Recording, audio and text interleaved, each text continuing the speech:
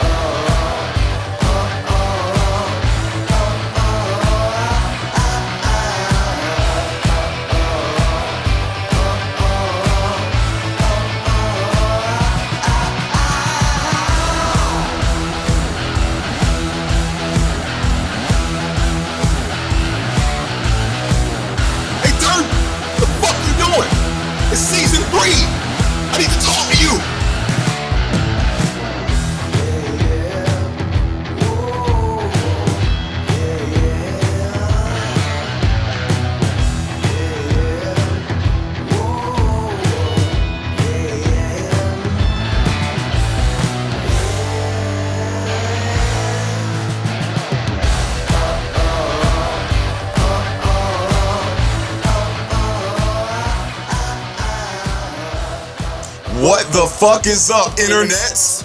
Welcome to season motherfucking uncensored motherfucking 3 of the motherfucking That's the Motherfucking Trailer. Now, Terry and Thelma, get right on Durden, because I've only cursed once. As you can see, we have a brand new look, a brand new set, some slight adjustments to the segments. Brand new world. I believe I'm pointing the right way. The segments are going to be over here. You'll see some buttons. Give you a little introduction to what those buttons mean. You have the first one. They'll be lighting up as I do this with our handy dandy remote. Hello, internets. No change there. We do our research. We have condensed all the information-heavy segments that we do in the episodes into one segment called We Do Our Research. You'll get all the facts about the production, any connections about the film, as well as the top 10 facts. Then we'll go into talking during the movie, back from season 1. But it's going to be new and improved. We're going to try and keep ourselves reined in during talking during the movie. After this episode. And we'll discuss theories, general discussion, casting call. We'll bring friends on the chat. And then that brings us to 7 Minutes in Heaven, which now serves as an umbrella for the discussion about our favorite scenes and quotes from the movie. Scene stealers, no change there. We select our favorite actor, actress, artist, animal, or what have you from the film. Whoever gave the best performance.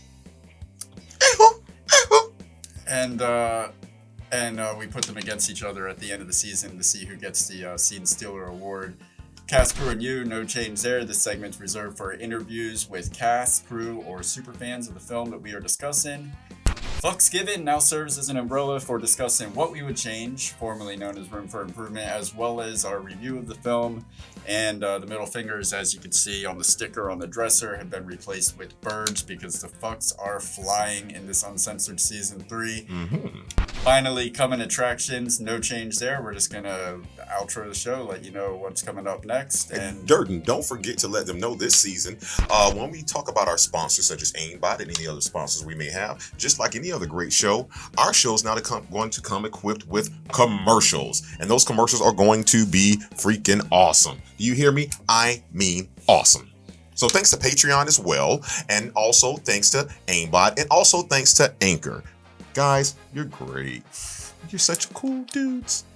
We've updated our Patreon because there's no reason to post uncensored episodes because the main episodes that are getting posted now are uncensored. So check out our Patreon. You can contribute $5 a month. You're credited in each episode, as well as $10 a month, which makes you a motherfucker. $20 a month makes you a badass motherfucker, where you're credited in each episode. You're invited to our exclusive monthly Ask Me Anythings, where you can ask us anything and even provide input on the direction of the show. You also get first dibs in film selections when we pick them for each season. And guys, if you decide to pledge or spend $35, you become the fucking golden god.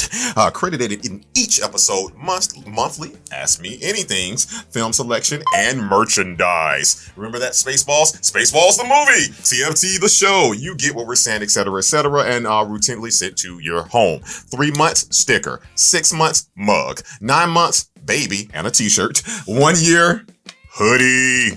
Yep, so you get rewarded pretty much every 3 months for contributing to $35 a month. So check out Patreon, consider being a subscriber. Coming up later on in the show for Casper and you, we'll be talking to Carrie Louise Putrello, who is the mother of the Dark Knight, Miss Martha Wayne herself, the Joker. That's Miss Wayne to you. Don't you dare say her first name unless we're covering Batman versus Superman, when they were like, Martha, why'd you say that name? That's a thing. Not familiar with the reference. It's a thing. Okay, I trust you. Thank you. Oh, 3 seasons is all it took. And as always, be sure to like, share, subscribe, share this episode in any Batman groups that you're in, any Joker groups that you're in. Tell all of your friends about what we're doing here, so we're not doing it by ourselves. Before we move on to the next segment, how about a quick word from our sponsors? We'll be right back after this brief commercial break. Thank you very much to Aimbot for sponsoring this episode and so many other episodes. Aimbot serves up all natural shots in a variety of flavors. They are locally owned right here in our hometown of Jacksonville, Florida. Duval. Their unique brain hacking formula uses a special mix of all natural ingredients that keep you awake and energized, improves your focus and ability to multitask, strengthens your critical thinking skills and memory, turns on the happy brain chemical in your brain by increasing your body's production of serotonin, and improves mental and athletic performance. How about some scientific facts? Really tasty flavors, 100%. You can get it in blue raspberry, fruit punch, grape, apple, or straw kiwi. Powerful supplements, 100%. Bullshit ingredients, 0%. Magic, 31%. You never want more than 31% of magic in anything, or else you're getting into a dangerous territory. So Aimbot has exactly the right amount of magic involved. 69% technology, so it's mutually pleasurable for both you and Aimbot. You take the childproof cap off, and then Aimbot will get you off. 0% sugar, 100% excellence, and 0% high ping. With their portable pocket-friendly tubes, Aimbot serves up energy on demand. Use our promo code TTFT. You can get a variety pack. That's 4 for just $10, which is normally $12. Or go big with their 40 pack for just $85, normally $100. You can get that at aimbotenergy.com/discount/TTFT. Save 15%. You'll be supporting a locally owned business. It's a huge support to our show, and you'll be on your way to being the best version of yourself. Aimbot Energy. You need some aimbot. I can't yawn. aimbotenergy.com/discount/DTFT.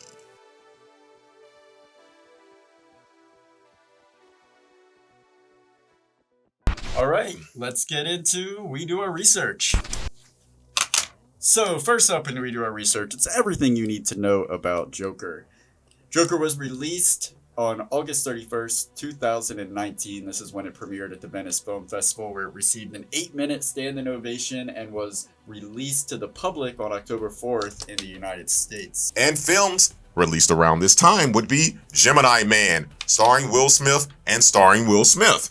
Also, Zombieland, bang bang, double tap, my man Woody Harrelson. That was also coming out on October 18th. My funky El Camino, the Breaking Bad movie, October 11th. But just dropped on Netflix out of nowhere. I'll be watching that tonight. Guess what? The Addams Family CGI remake that came out October 11th. Just came and went and nobody cared. And that's a porno, so stop saying that. Jojo Rabbit came out October 18th and hopped right over my fucking censors. And last but not least, it wasn't last but not least, because guess what? The light that's clicked on, The Lighthouse, came out on October 18th. And you know what? You take you take the next one, because if I'm not talking about any fucking movie that he does this fucking season, all right? All right. The wonderful and ever elusive Michael B. Jordan was in Just Mercy, with Jamie Foxx was in that too, right? Moving on, Jay and Silent Bob reboot on October 15th. And my man, the GOAT, I know you didn't win the Artist of the Year, Artist of the Season last season, but guess what? You're the artist of all time. And my man, Eddie Murphy, starring in Dolomite Is My Name. Joker was written by Todd Phillips and Scott Silver. Scott Silver is also credited for writing The Mod Squad, 8 Mile, and The Fighter, so he's got some writing chops on him. It's directed by Todd Phillips solo. Todd Phillips, this is probably his first film in this genre. War Dogs, he kind of tiptoed into the crime drama area, but so he did Road Trip, Old School, Starsky and Hutch, School for Scoundrels, Hangovers, all three of them, Due Date, and War Dogs. Phillips and Silver are actually collaborating right now on an upcoming biopic about Hulk Hogan, which will be starring Chris Hemsworth. Speaking of starring dirt, and if you did not know, the film stars Joaquin Phoenix as Arthur Fleck, Robert De Niro as Murray Frank, Murray, Zaza Beetz as Sophie. We also have Miss Frances Conroy as Miss Penny Fleck, Miss Brett Cohen as Thomas Wayne, and everybody else wasn't starring, but it had such a star role. We have Mr. Glenn Flesher as Randall, Lee Gill, my guy, as Gary, Sharon Washington as the social worker, Carrie Louise Putrello, who we'll be interviewing later, as Miss Wayne, and last but not least, my man Fastos Brian Tyree Henry as Carl. Yes. Zazie Beetz. and Carl. Yeah, what about him? You know, say it. No, Atlanta, baby. Yeah. You never even watched the fucking show. That's why And you know what? I'm not gonna lie to you. I didn't think about it till you just said it. Man. I wasn't gonna take that because you know I've only seen one scene. If you're gonna take it, do it twice like Puffy. Take that. Joker was shot from September 10th, 2018 until December 3rd, 2018. It was shot in New York and New Jersey. The infamous stairs are located at 1150 Anderson Avenue in the Bronx, and AOC says do not go there. It's unsafe. Tourists, stay away from this area. Those are AOC's words, not mine. Joker stood atop the car in the climactic riot in the intersection of Market and Washington Street in Newark, New Jersey. Durden, we would be remiss if we did not let the fans know that Joker was created in 1940 by Bill Finger, Bob Kane, and Jerry Robinson. Willie Finger. Yeah, well, somebody will. I think they're credited on IMDb too. I tried to reach out to them, but they were all dead. The budget and income. This is crazy. It has an estimated budget of $55 million. I'm real. It made that back and then some during its $96 million opening weekend and has a current worldwide gross of over $1,074,354,000. This is the least expensive film ever made to gross over $1 billion. It's the first R-rated film in history to make $1 billion. And this was the first R-rated DC Comics film to be made since 2009's Watchmen, released 10 years prior, and V for Vendetta, which was released 4 years before that in 2005. Let me tell you something. Marvel may be the darling of the dance, but DC is the devil of the ball, and sometimes you got to get dark, baby.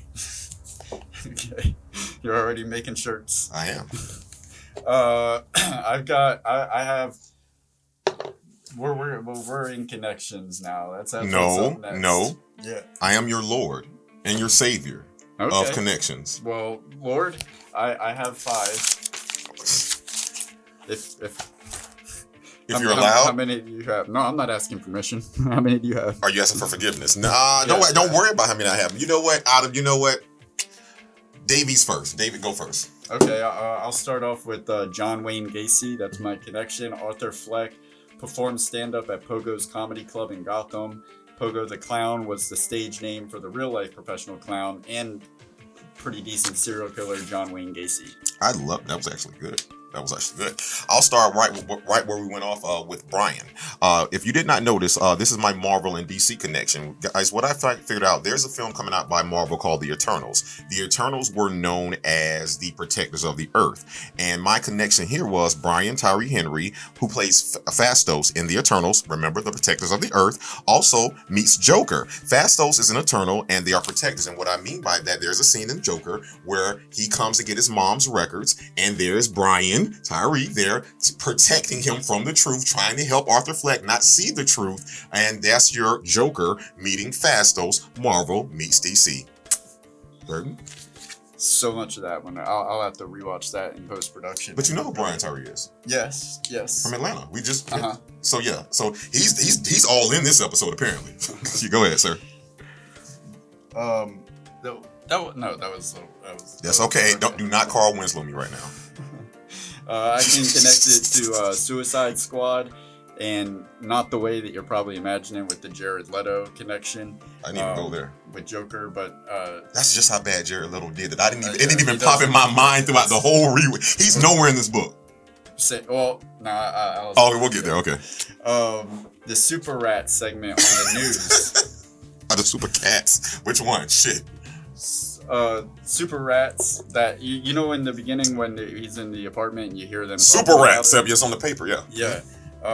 They actually they reference Ratcatcher, the obscure D-list villain with the ability to mind control rats, and that character appeared in James Gunn's Suicide Squad. You know what's also weird about that? It's probably not really a connection, more so a coincidence. Remember we were watching The Strain, and our favorite guy on there was like a rat catcher. He used to go around and yeah, that's my guy, man. He needs his own spin-off superhero show. Right. I'm going to put my connection career on the line and say this is probably going to be one of your favorite connections here, and it's the perfect time for you guys to. This is when we blow each other's mind this season. You're going to see this right here. Wow, man, freaked out. The Beast connection, Split and the Joker becoming the Beast. If you've ever seen the movie Split, when our guy James McAvoy becomes the Beast, he does this little thing where he reaches over, you see his bones doing like this. There's an exact same scene that is in the Joker to where he's tightening his shoe, but the way his back is arched is at the beginning of the movie, and it's in my mind at that point he's becoming the Beast, and there is the Beast connection. Yeah, he was really showing off that 52 pounds he lost in that shot. Like, there you go. Get all these ribs showing, which I take issue with the fact that. Why? Because you don't have to do that and it just naturally happens? Yeah. Like when somebody says like an actor's like, oh, I brought myself down to this really unhealthy weight for this role, and then I see them, it's like, it's your weight. I see that when I'm in the mirror. I was ready for this. You could have called me up right now. I had to do no diet. I would have been ready. My number 3 is Atlanta, so I'll skip that one and go on to number 4, Dark Knight Returns, the animated film. The climax of Joker is crazy similar to a scene from the Dark Knight Returns animated film, which was released 7 years earlier. The Joker, I don't know if you ever saw it or saw the clip, but I pulled it to play here. But the Joker is actually on a talk show and begins mass murdering and starts pretty much a riot from. You talking about from the animated? Mm-hmm. That is awesome. That's a great pull. I'm connected to the Batman TV series. I thought this was really cool when I was watching. Did you watch it as a kid? Because I watched it as a kid. Oh yeah. And I had a record with the theme song, and I would play that on repeat, running around pretending that I was him. But the part where Arthur Fleck is walking outside of the Wayne mansion, and he's looking at young Bruce. Mm-hmm. Bruce is up in his fort. And he does he comes down. Fuck you. You know for a fact that they put that there. Say it. Young Bruce slides down pole as a callback to the Batman show from the 70s. Yeah, exactly. I mean, and you know that the set, that like they planned that. That had to be strategic. Like, we need to have a pole, a fort. He needs to be playing up there, come down. It was probably one of those aha moments. You're like, oh man, this would be so awesome. Like, young Bruce Wayne, he's still doing Batman shit. I will say this. I'll be honest with you. I've seen Joker probably 7-8 times. I didn't find that connection to the last rewatch. Same. Yeah. I guess I was so laser focused in on every frame. That was awesome. Buddy. That was very awesome. I got a few more. Just a few more here. Here we go. All right, Roy, it's time for the big time. All right, there is a scene in the film where Miss Zazie Beetz looks to Arthur Fleck and she says, "Can you believe that shit?" The camera then pans up to a newspaper that reads, that says on the front, "Clown Vigilante." As everyone knows, Batman was always called and known as a vigilante. Zaza then says, "I think the guy that did it is a hero." And then here's the connection line from Dark Knight. You either die a hero or you live long enough to see yourself become the villain. Zazie, she says that, and to me this is like a direct call. Like, they were calling him a vigilante, but then they call Batman a vigilante, which lets me know society does not know what the fuck it wants. Yeah, it's definitely the same sentiments. Did you have any more? Nope. Okay. Oh yeah, let me hurry up and do this. Oh, yes sir, yes sir. All right, real quick. Real quick. Phoenix rises. They always say a phoenix rises from the ashes. As you notice, Joaquin Phoenix played Arthur Fleck, who played the Joker at the end of the movie. He rises up in front of the crowd. They bring him out, and he rises up from the ashes, become this beautiful person we know as the Joker. There's your connection. Not before he descends down the stairs into the full immersion of the Joker. I agree. I agree. Those same stairs he come down, are the same stairs he go up like early in the movie when they're done. And speaking of that, we'll talk about that later. We'll get back to that. Okay, listen, you making play connect 4, but you'll never be able to connect more. And guys, those are your connections. All right, it is time for 10 things that you probably may or may not have known about Joker. Number 10, the laugh. Joaquin Phoenix said that the toughest part of playing Joker was perfecting the laugh. He said it was almost painful and he didn't think he could do it. He asked Todd Phillips to come over and audition it to be sure he could do it on the spot and in front of somebody else because he found it to be extremely uncomfortable. I know everyone's probably asking you about the laugh. No, nobody has. The laugh was based on videos that Phoenix watched of people suffering from pathological laughter. Sample words, sample words, sample words, sample words. That pathological laughter, today is actually my grandmother's birthday, and she passed away last year. And I say that because I think that I may suffer from pathological laughter somewhere really, really low on the spectrum, because I remember this time, and we saw hearses today, which made me think of this. When I'll never forget the day that my grandmother's mom died, my great-grandmother. I was probably like 8 or 9, and my grandmother was sitting in my great-grandmother's house because she was too emotional to go to the funeral, but she was sitting by the window so she could at least see the hearse drive by. And when the hearse finally drove by, my grandmother she had an appropriate emotional reaction. Seeing her deceased mother drive by in a hearse, she started crying very, intensely. My natural reaction inside of me, and I had to go into the other room, and I don't know where it came from, but I just started laughing. I start, hysterically laughing, to the point, when you're in a classroom and somebody says you can't laugh, and you have that feeling like you have to laugh. It was that feeling. So, yeah. That goes to the core of what they say, people deal with pain differently. You can't tell someone how to deal with pain. Now, number 9, wait for it. Joaquin Phoenix dropped 52 pounds for the role, as David loves, because he said he was prepared for the feelings of hunger, vulnerability, and weakness, but did not anticipate a feeling of fluidity that can be physically felt. He said he felt like he could have moved his body in ways he hadn't been able to move before, was really lent itself to some of the physical movements that started to emerge as an important part of the character that was. Now, he also underwent a mental transformation that had co-stars waiting, bring it back to the wait for it, for him on set. According to Todd Phillips, Phoenix lost his composure on set, sometimes to the bafflement of his co-stars. In the middle of the scene, he'll just walk out, Phillips said. He remembered Phoenix reassuring him after an especially tense moment, "We'll take a walk, and we'll come back, and we'll do it." Which is weird that he referred to himself as we, like he was seriously embodying the schizophrenic version of the Joker. Well, we'll get there. The co-stars were often left to wonder if it was them that Phoenix was upset with, but Phillips said it never was. It was always him. He just wasn't feeling it. He was very hard on himself when it came to the portrayal of that character. Number 8, love letter for comedians. Author aspires to be a stand-up comedian, and Joker definitely shows love to real-life stand-up comedians, featuring a good handful in the film, including Gary Goldman, Brian Callen, and Mark Maron. Rest in peace to Brian Callen, by the way. You're right. He didn't die, but he did get canceled. Oh, and the joke that author tells, "When I was a little boy and told people I was going to be a comedian, everyone laughed at me.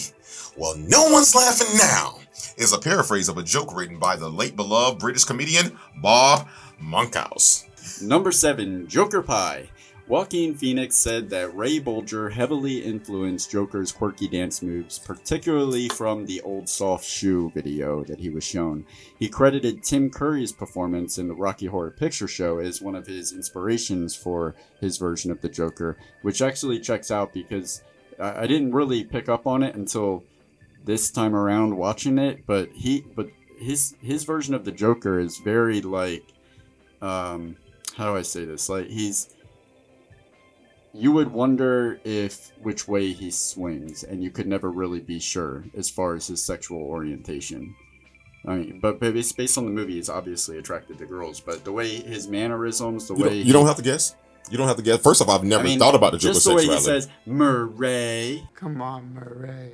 Murray. How about another joke, Murray? No, I don't have to guess. I've never had to guess about the Joker's sexuality. I've never even thought about it. But with that being said, he's had some of the baddest comic bitches there are out there. Yeah, that's true. But I also think he's crazy, so he'll just fuck he'll fuck anything. It's not even about gay or straight. It's just a domination. But I mean, you could definitely see the inspiration of Tim Curry's Frankenfurter in Joker. Number 6, influences. The filmmakers cite Alan Moore's comic, The Killing Joke, which tells the Joker's origin story, allegedly, as well as the Martin Scorsese film Taxi Driver, Raging Bull, De Niro, and the King of Comedy, as influences on the film. Phillips and Silver also cited the silent film, The Man Who Laughs, as an early reference point for the film. Number 5, award-worthy. Joker was Joaquin Phoenix's 4th Oscar nomination and his first ever win, making him the 2nd actor awarded for their swing at the Joker. Heath Ledger posthumously received the award for The Dark Knight. Joker also earned Phoenix a Golden Globe and Screen Actors Guild Award. SAG. Is that? Oh yeah, okay. You okay? I got my pants sagging. I'm not fronting. Pants on the ground, looking like a fool with your pants on the ground. Todd Phillips was nominated for Best Director at the Academy Awards, the first time this has ever happened for a comic book film. Joker is the 2nd comic book film to be nominated for a Best Picture Oscar, the first film being the Black Panther a year prior. Joker had the most nominations than any other film in the 2020 Oscars with a total of 11. I request elaboration, and shall I say I disagree because this was not a comic book film. Continue. Number 4, The Blue Boy. In Arthur's home, there's a painting above the television of The Blue Boy by Thomas Gainsborough. The same painting can be seen in Tim Burton's 1989 Batman in the art museum scene. Isn't that crazy? It is. Same painting, and I double checked it before I put it in there to make sure I had the screenshots. It's in that scene where they're throwing the paint all over all the artwork, and Jack was like, no, not this one.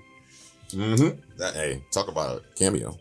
Easter egg. We're back to the rats. Number 3, rats. Super rats are mentioned on the news early in the film. So on top of digitally manipulating the landscape of New York to take it back in time and transform it to a Gotham like we've never seen before, giant rats were also added into a few key scenes, adding to the disturbing atmosphere already present in the movie.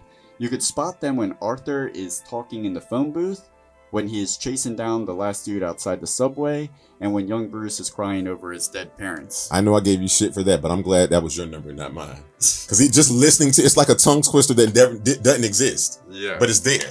All right.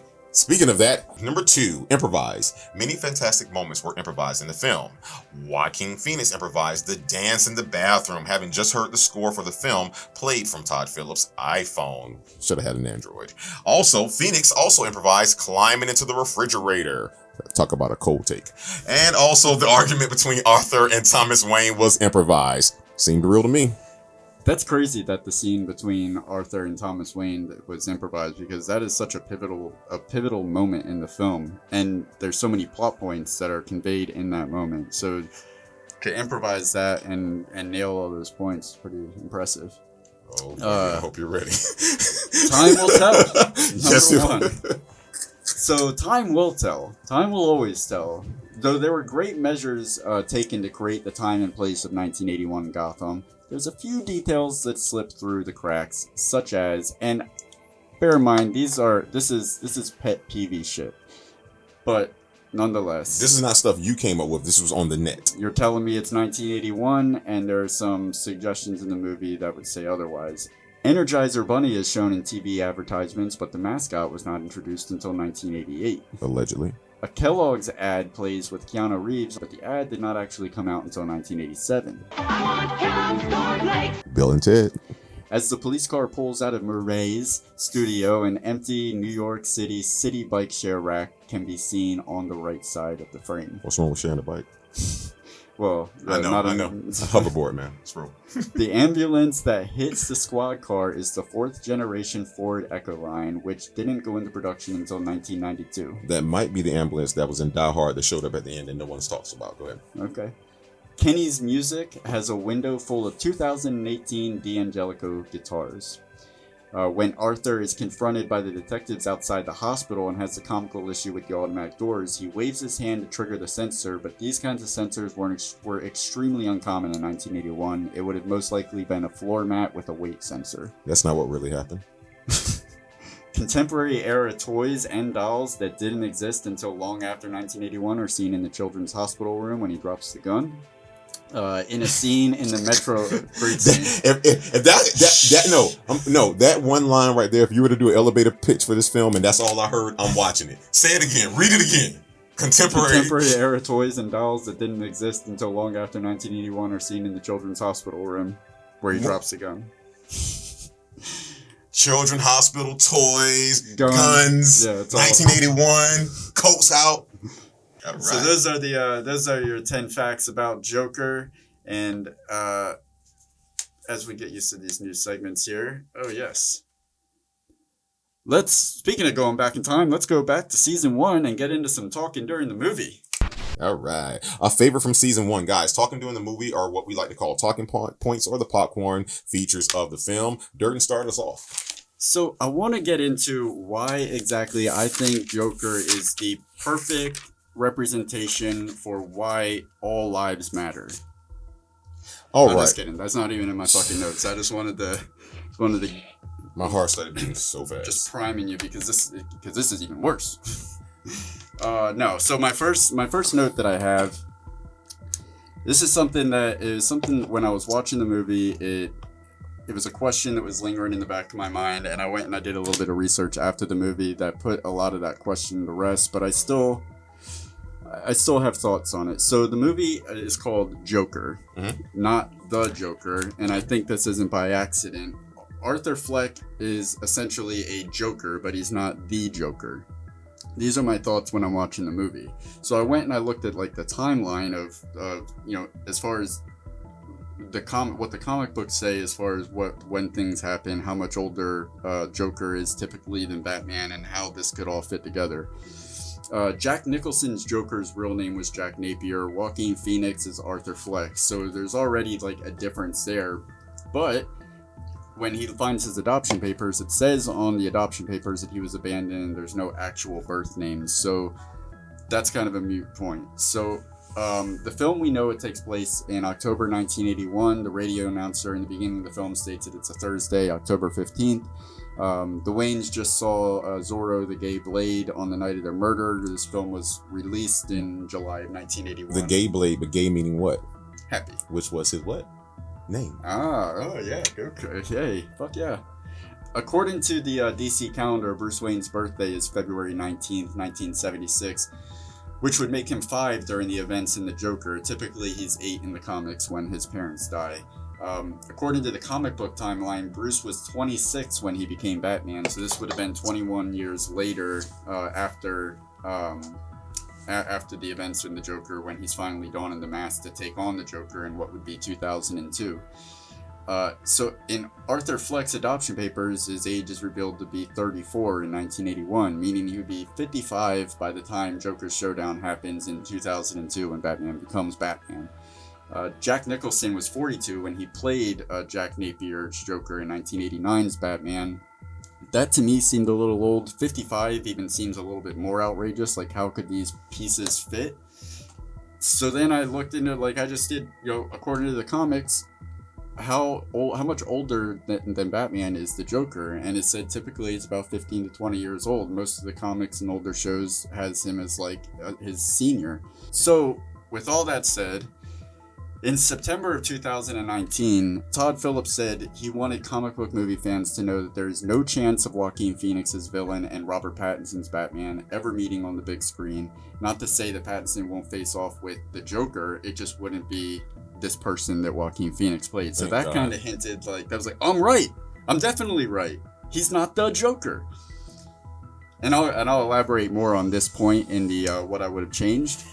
But then you go on to find out that Phillips said he intentionally left it ambiguous whether or not Arthur becomes the actual Joker as seen in traditional Batman stories. And Joaquin Phoenix said, who's playing the character, that he does believe that Arthur is the actual Joker, and he played it that way. So So I think I deserve forgiveness for having the suspicion that he's not the Joker because it was purposefully ambiguous, and I'm getting like conflicting ideas here because the director says no, the actor says yes. So what I think, this is because I want everything to make sense. I want my whole childhood of like putting in the homework, because if there's one comic book hero that I've followed from the beginning, for as long as I can remember. It's funny you call him a hero. We'll talk about it later. But I follow Batman. I've seen every Batman film. I put in all this time with Batman. I don't want any of that reversed. Like, I as great as Joker is, I need it for me to fully appreciate it. I need it to make sense within the spectrum of the history and the character development that's already been laid out before the movie. Because after all, they're borrowing a name, they're borrowing a story, it should at least connect. So the best way that I could connect it is, I choose to believe that we don't see the real Joker at all throughout the entire film until the very end when he's speaking to the psychiatrist in the asylum, where this is the only thing that we see that's real in general, not just the real Joker, but this is when he's talking to the psychiatrist and he's finishing up this story. Everything that we saw before that was just this story. And we could never know what parts of the story comes from a true place. We can never know what was fabricated. And that falls in line with the character development that's already been laid out as far as the Joker is concerned, that he is the unreliable narrator. And it falls back to Heath Ledger's Joker when he's telling a different story every time about how he got the cuts. So I like to believe that everything before the asylum is pretty much a visual representation of delusions or lies that our untrustworthy narrator is putting out there. Okay. Okay. Oh, that is I would like to let counsel know that opening statement was entertaining. It was very thought out. It was very it was a talking point that like we've never seen before on TTFT. And had I not been myself and been prepared and been the man that I am, the film lover that I am, I'm here to rescue you guys from suspended animation. And no, respectfully though, okay. Now, as the defense rests, here comes the prosecution. Guys, here we go. I like to entitle this segment, as we've always done, talking points. I consider them laughing points.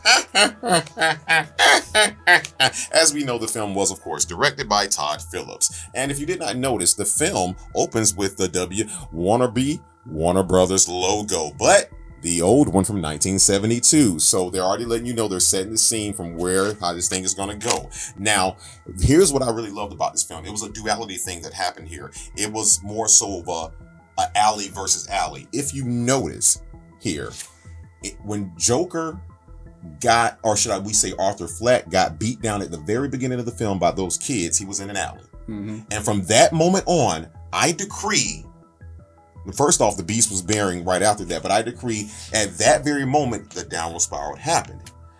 Bruce Wayne in an alley when his parents got fucked up by virtue of what happened because of Joker, he from that point pretty much took a downward spiral. He's not okay mentally either. We'll get on that later, but Batman's not okay. I want everybody to understand that shit. So my point is in two different alleys, lives took a downward spiral. That's what I'm saying, alley versus alley. I would like to say that. Now, in this film, I would like to point out that if you guys notice, when I say a matrix feel to this, I'm not talking about, this, that, and the other. I'm talking about the desaturation. In the film, so many things are desaturated. But if you notice, when he becomes Joker, everything livens up. The way he comes down those stairs, the sun, like even in his apartment now, when his mom's going, like the sun's beaming in on him. So if you guys didn't notice that's fucking amazing to me. Now. Yeah, right after he killed his mom was the first time it kind of like it started to pick up. You started to see peace in him. One of the other thing I want to mention about that, if you didn't notice this, is I know you're gonna use some shots from this, and you're gonna love to get it. It's not every time, but earlier in your theory, you mentioned like you don't really want to, you can't really pinpoint what's real and what's not. Well, I would like to say if you subscribe to that theory, then most of the times what was not real when it came to Zaza Beetz' character is when she was wearing the same color of his suit. Like she wore that color so many times, but not every time. So if you're trying to put some logic with your theory, which is okay, he knew her, but he didn't know her, he did it, but okay, that's whatever, splitting hairs. But there were specific times when he was in specific places that she had that specific color on.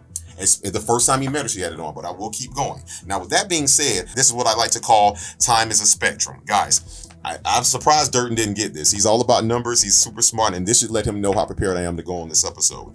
If you guys do not notice this, time is a spectrum. Clocks throughout the film.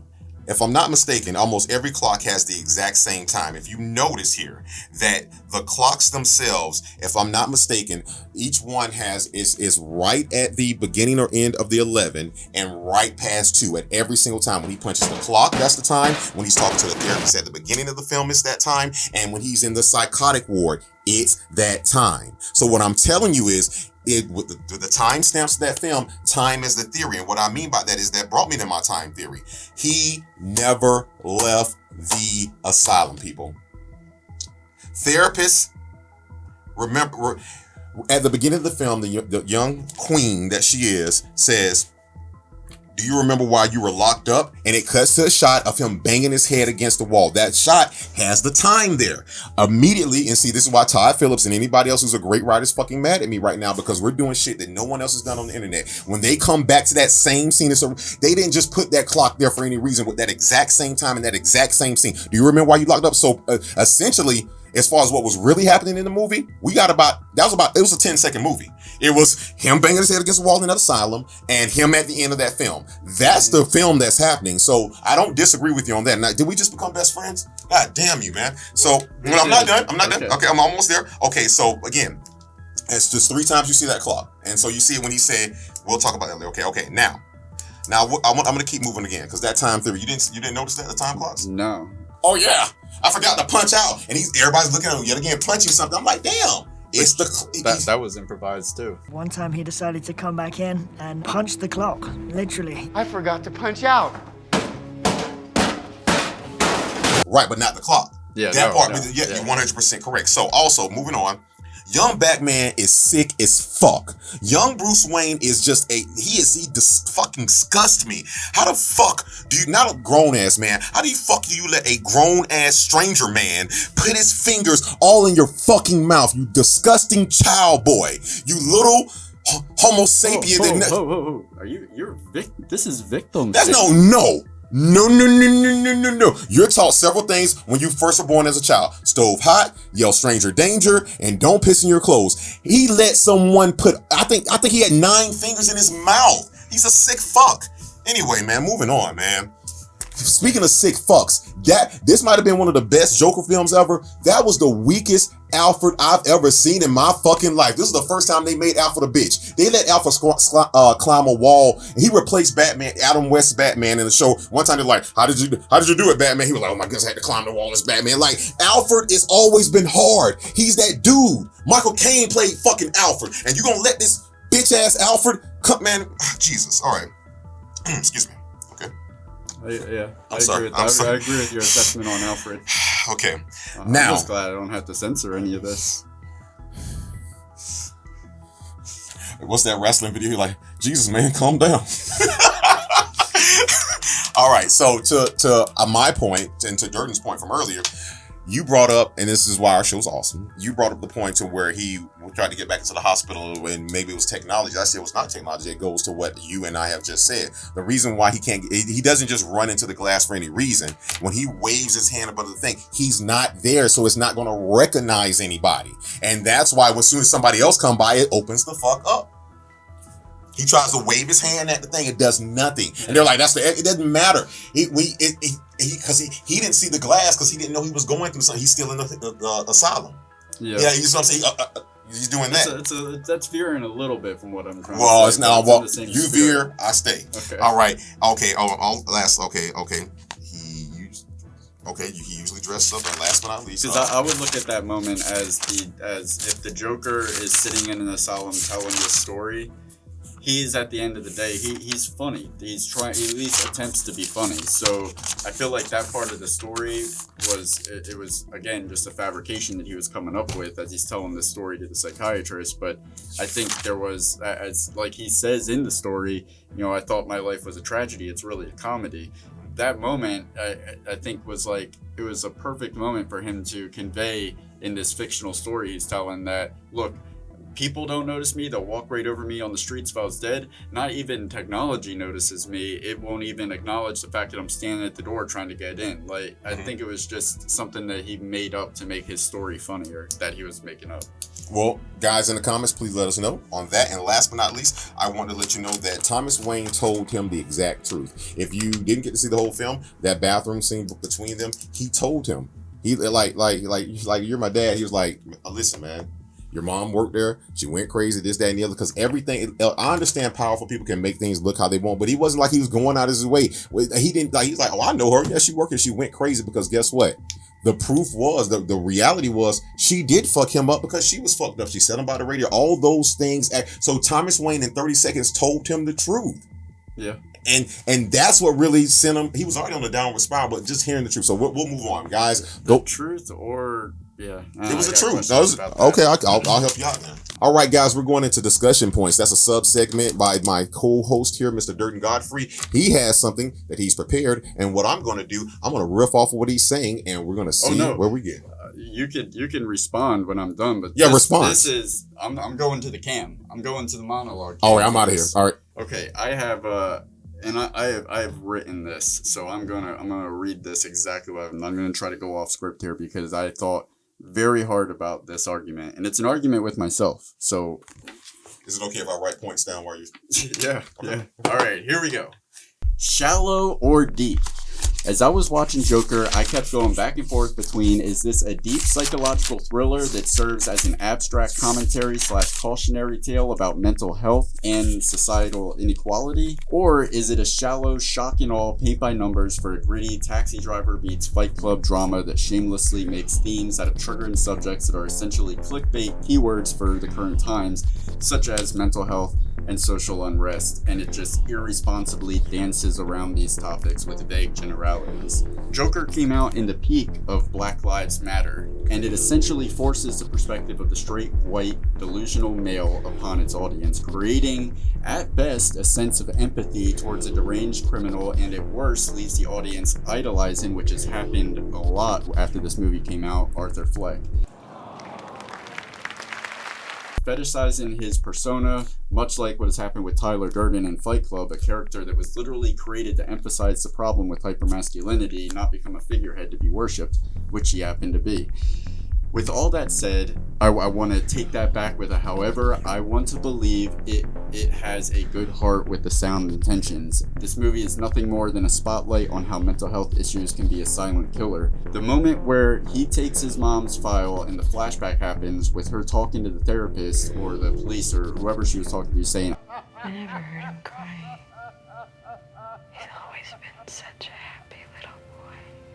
It was such a heartbreaking revelation with a reaction performed perfectly by Joaquin Phoenix depicting how the biggest struggles are internal and not all wounds are visible. Joker shows how the system can so easily neglect what is becoming a growing percentage of the population. It gives us a worst case scenario for what can happen when that internal struggle has external repercussions, much like the Joker's laugh, this busting out of him like something that's trying to be held in but finds a way to emerge to the surface. And there's this added layer is how Arthur's mom, she's dealing with her own mental issues. She's obviously delusional. It says in her report that she was actually lobotomized, but Arthur, a victim himself, shows her zero mercy. That's where I went back and forth with Joker this comes from a personal, like, projecting a little bit from my own experience. It's like doing a movie like I'm Gonna Kill Someone This Friday or Everything Means Nothing. As the writer, the director, there's sometimes there are liberties taken where, every time you sit down to write something, you're not always feeling as creative or responsible as when you started or the next time you sit down to write. So sometimes, especially with psychological dramas and thrillers, you can really easily get away with being, kind of shying away from details just for the sake of being like abstract, and it plays off as mysterious when really it's just kind of lazy writing, so you leave it up to the audience. During interviews at the Venice Film Festival premiere, when asked about siding with Arthur Fleck, Phoenix told press that any questions they might have about the Joker will be left up to the audience to decide.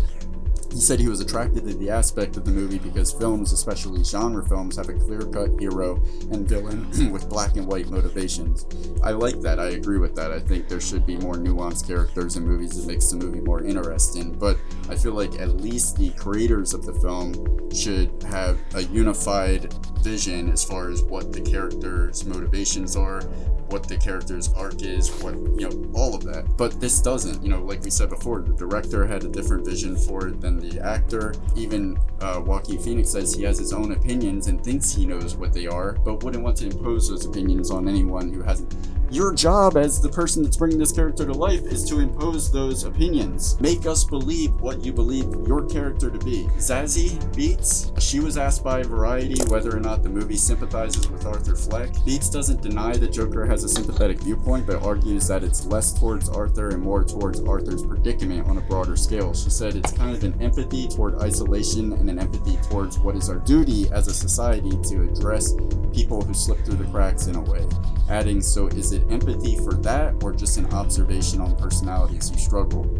That I agree with. I got into a bit of a tiff with our friend Tango Jordan when the movie came out. He kind of looked at it as this it was like a dog whistle for. Don't quote him right now. Don't quote him wrong. He's I'm on the saying right article. It was like he said something along the lines of it being kind of like a dog whistle for white supremacists at a time when white supremacists did not need that. And I argued with my friend just recently passing away due to mental illness. Oh, okay. Dude. So I'm just gonna go ahead and admit it. I thought about killing myself, but I moved right through it, man. I just moved right through it, and everything is good, man. Everything's just good. If you ever have the thought, just don't do it. I don't, dude. I'm very worried about it. Can you listen? Could you just hear me out for 30 seconds? Do you believe? Actually, I gotta go, man. I gotta go. Hold on, man. Wait. I will talk to you. I will talk to you in a little while. Okay. Dude, can you answer me one thing? Do you believe? Fuck. I was defensive about this because I saw the movie as what she sees it as is like a cautionary tale for when mental health issues go unnoticed and uncared for. My last point is that I was totally proven wrong, at least to an extent that the character of Joker is fleshed out enough that Adrian Rain, a neurocriminologist at the University of Pennsylvania, he said he was stunned by the authenticity in the film's depiction of the psychology of the criminal mind. Studying the cause of crime and violence for over 40 years, Rain found Joker to be a great educational tool about making a murderer. He even diagnosed Fleck with schizotypal personality disorder, and now uses the film as part of a course that he teaches at the University of Pennsylvania. So, and I agree with Warner Brothers' description of the film. They say it's an exploration of a man disregarded by society that is not only a gritty character study, but also a broader cautionary tale. So I went into it with this skepticism, coming from my own experience, is this as sincere as it needs to be, or all these vague generalities just lazy writing, knowing that it'll just create more theories? And I think I was wrong. I still would like a more concise vision as far as what the Joker is and who he is, but at the same time, we're dealing with an unreliable narrator. So is it really fair for me to expect that? Arthur Fleck is society's bastard. There's no other way around it. When you talk about mental illness, it has no color. Things affect people so differently. And so the film, what it does, as far as to at least, as you were speaking, I at least wanted to, try to play devil's advocate and, come on the other side of some of those points. And the first thing I want to say is that, again, mental illness affects everyone differently. So what I think the film, or should I feel it made me feel, was that yeah, we can look at this as a film that, well, we can feel pity for Arthur Fleck and this, that, and the other, but Arthur Fleck had no color. Arthur Fleck never showed you a bone of racism. He never showed you a bone of, when Thomas Wayne looks at him and says, "Oh, what do you want, money?" I don't want money. At the end, and he's like, "Be decent people." So to me, Arthur Fleck, you know how I say, you remember the commercial, "I am Michael Jordan." Arthur Fleck is the everyday man, and it takes courage to look past the color of his skin. It takes courage to look past, dealing in everything we're dealing with in society right now. Because guess what? At the end of the day, I refuse to let, no matter what we are going through in society, strip me of at least looking at something with an open eye or a third eye, as we talk about. So what the film does for me, I cannot say it's lazy writing. Even if it was lazy writing, it was shrouded and hid way under there, because guess what? You can be affected by mental illness and so can another person. But if y'all both talk to me in a bar, talk to me in a classroom, y'all can tell me two different things. Because there's people who are affected by it from a third degree of separation, second degree. Well, it's them, that, and the other. So again, for me, the film was courageous. It tackled subject. It wasn't taboo to me. They went all on no racism, stuff like that, but they really tackled how many times society had dropped. And if anything, if you do want to play not the race card, but if you do want to look at it from a race perspective, it goes to show you, you thought they didn't care about us. They don't give a fuck about anybody. They don't give a shit about people like you, Arthur. And they really don't give a shit about people like me either. Here is a white male having to explain his problems to a black psychiatrist who's telling him, I don't know what to tell you, the system fucked up. And when you say, well, was it lazy writing? To me, no. The beat that she gave, really, in my mind, what she was saying, I don't want to hear your fucking problems. Don't you? This is a line for problems. So yeah, we could look at it that way, but at the end of the day, no, I don't think the film did that. It just showed you, like it says, that it gave me a V for Vendetta feel when they were in the crowd, the rice. We are all clowns. Yeah, no, I mean, I'm definitely not suggesting that there is lazy writing. It was just a suspicion you did say in the back of my mind for my own projection. Well, speaking of your suspicions, I'm not going to let you off the hook that easy, because really quick, you also in your earlier point said that, hey, you love how they left it up into interpretation, and then later on you say you wish they would have wrapped it up. So that goes back to show you, like I say, in 3 seasons he's wanted to toe the line on these endings, and he doesn't know what he wants. It's like whatever they give him, he doesn't want. This is totally different.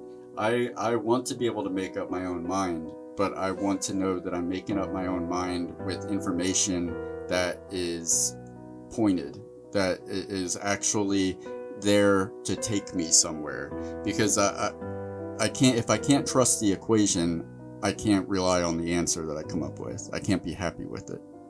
And so there are times within the Joker where I'm like, was this number tossed into the equation for filler, or was something? Give me an example right now, because I'll combat it. I'll give you the other side of it, because I can't find that in there.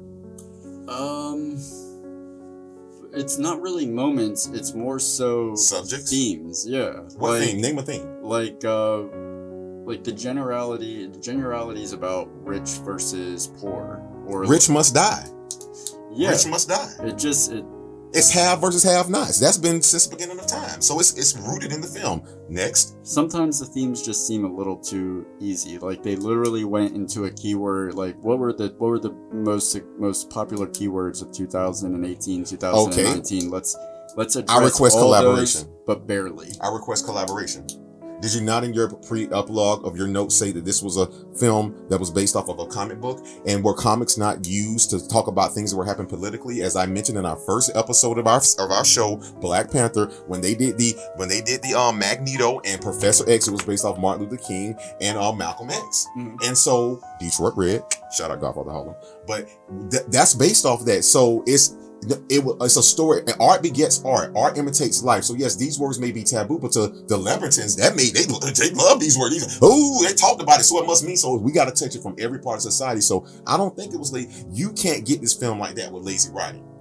To me, it wasn't that Joaquin just blew me away without. It was a perfect blend of writing, acting, storytelling, and me not. They didn't make me to suspend disbelief, is what I am saying. But there were just moments where it's like, what are you really saying here that I haven't heard? I just wish I before? knew those moments you were talking about so I can give you those answers. Just the feeling of like, Thomas Wayne is automatically, we should automatically accept him as like a villain in this story purely because he has a lot of money and he's done well. No, we shouldn't accept him as that, but what they did was take a chance. In every story that's ever been told, Thomas Wayne was always the good guy, the smart guy, that guy. They said, you know what? That's from their perspective, but if I'm telling the story from a mentally disturbed person, he is the bad guy. Because Arthur Fleck always, see, I can give you more, so keep coming. No, I'd say that I like, there's something that I really appreciated kind of in that vein is that it's kind of going back on what I said actually, but I like that everything isn't spoon fed to the audience. Like I like my what I mean by that specifically is not knowing what's true and what's false. I do like that aspect of it when I consider that it's the narrative of somebody that can't be trusted, but you're also dealing with people with unlimited resources that we are being told can't be trusted, like the Waynes. Specifically, whether or not what Penny is and Arthur believe is true to be true, that Thomas Wayne really, was the father. Did you question this? Did you question that? You remember we talked about the movie Shooter with Mark Wahlberg, and then that senator at the end, towards the end of the movie says, "Sonny, it ain't the Shiites, it ain't the Giites, it ain't the blacks, the whites, the greens, the yellows." He says the have versus the have-nots. That's what's rooted in this film. But I do like the ambiguity of when it comes to that. But there's when Arthur is at the Murray show. How about another joke, Murray?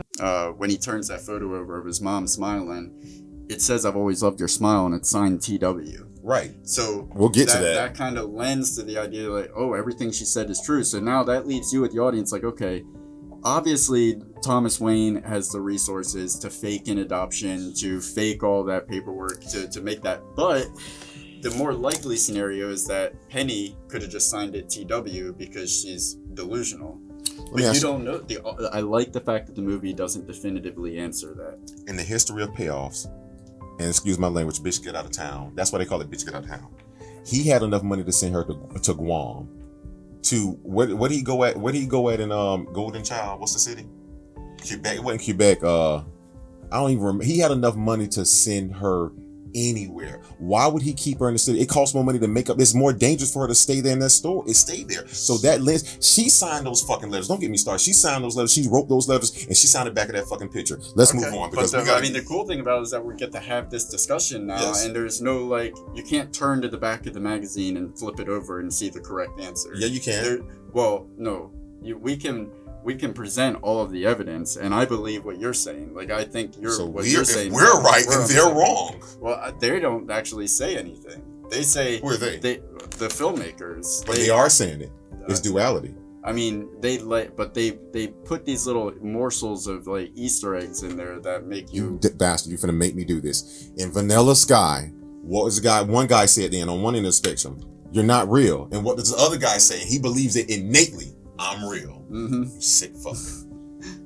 I hate you. Kids, give Vanilla Sky another chance. Something that I thought was really cool in that interview where Thomas Wayne's on TV when he says, "What kind of coward would do something that cold-blooded? Someone who hides behind a mask." Oh, if you want your son, to do your fucking son. I have an issue. Okay, go ahead. All right, this is petty. This is petty, but it still bothers the shit out of me. Is this room for improvement or an issue? This is just an issue that I have in general. This is because it's so petty. I'm not gonna put it in the room for improvement. When Murray plays clips of Arthur performing at an open mic night on his show, I have questions. 1, when the fuck was that recorded? 2, who the fuck recorded it? 3, what the fuck did they record it with? Nobody had cell phones yet. Even though there's a shop somewhere in Gotham that's offering to fix cell phones. Certainly, if somebody did have a cell phone, miraculously, it did not have video recording capabilities. Did somebody lug a studio camera into an open mic night without being noticed? Or maybe the club had cameras already set up. But why are they recording nobodies on an open mic night with TV studio quality television, like video, and like pristine audio feed? I don't think any of that is logical. It doesn't make sense. And For a moment that's so substantial in the catalyst of the arc of Arthur becoming the Joker, for it not to make logical sense that it could have even happened, unless it's all a story he's telling. I was finna say, I request elaboration. You're fighting yourself, man. Yes, unless it's a lie told by a psychopath in Which an it institution. is. Well, no, it's a lie, but it's not told by a psychopath. Yeah. How about casting call? All right. Did you replace anybody for casting?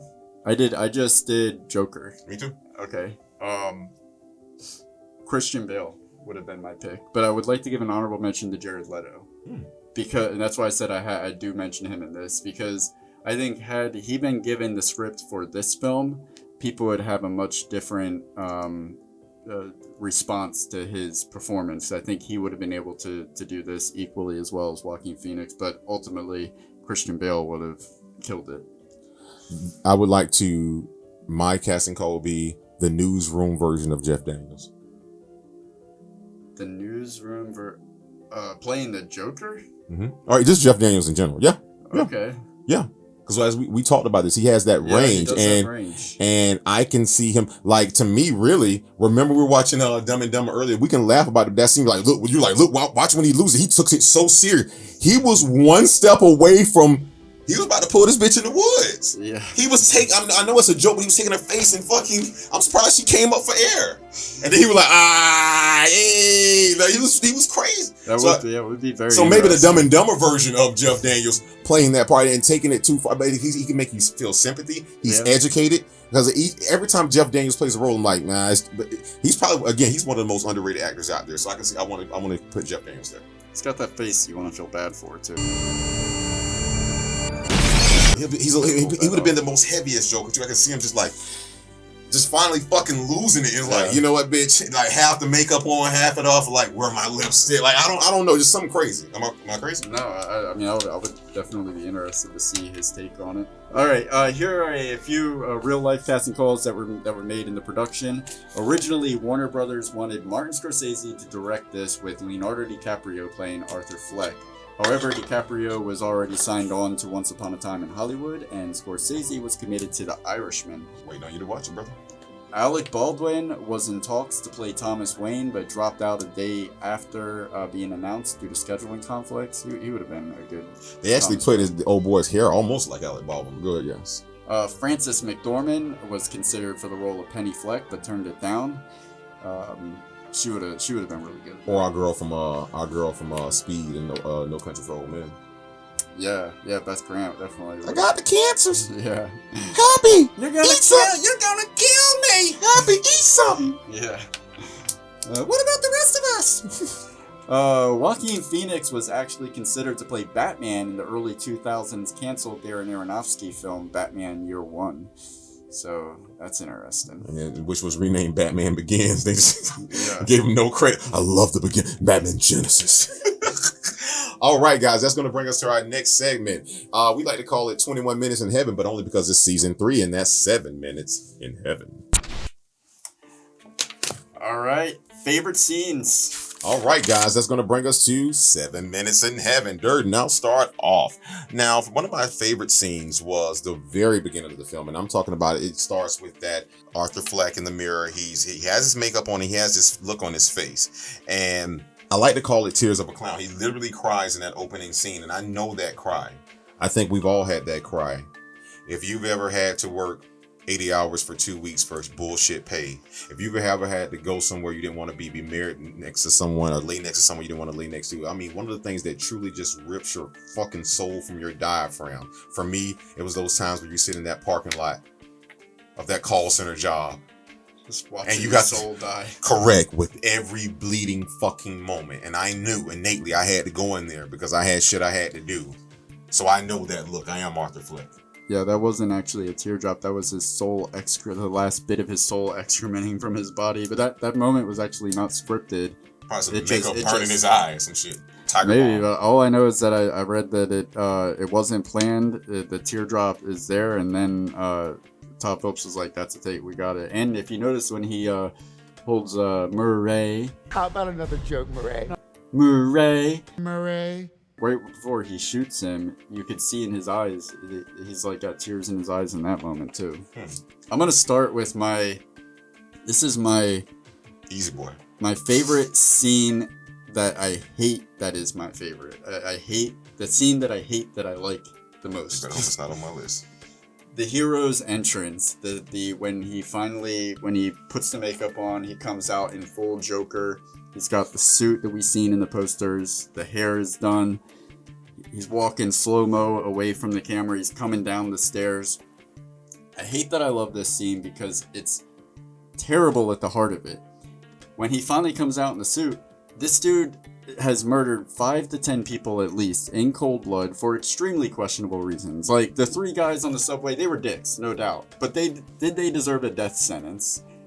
I doubt that was the first terrible thing they did. You better stop now. Keep going. Keep moving. It wasn't justice should not have been from his They're about hands. to rape that young lady.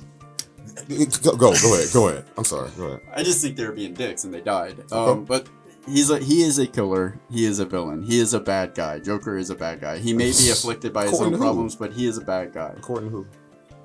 I just love bad guys. Todd Phillips does this in every one of his movies too. You can't watch a Todd Phillips movie without getting that slow motion shot of the hero or anti-hero, the underdog of the film, walking towards or away from the camera in slow motion with some hip song playing.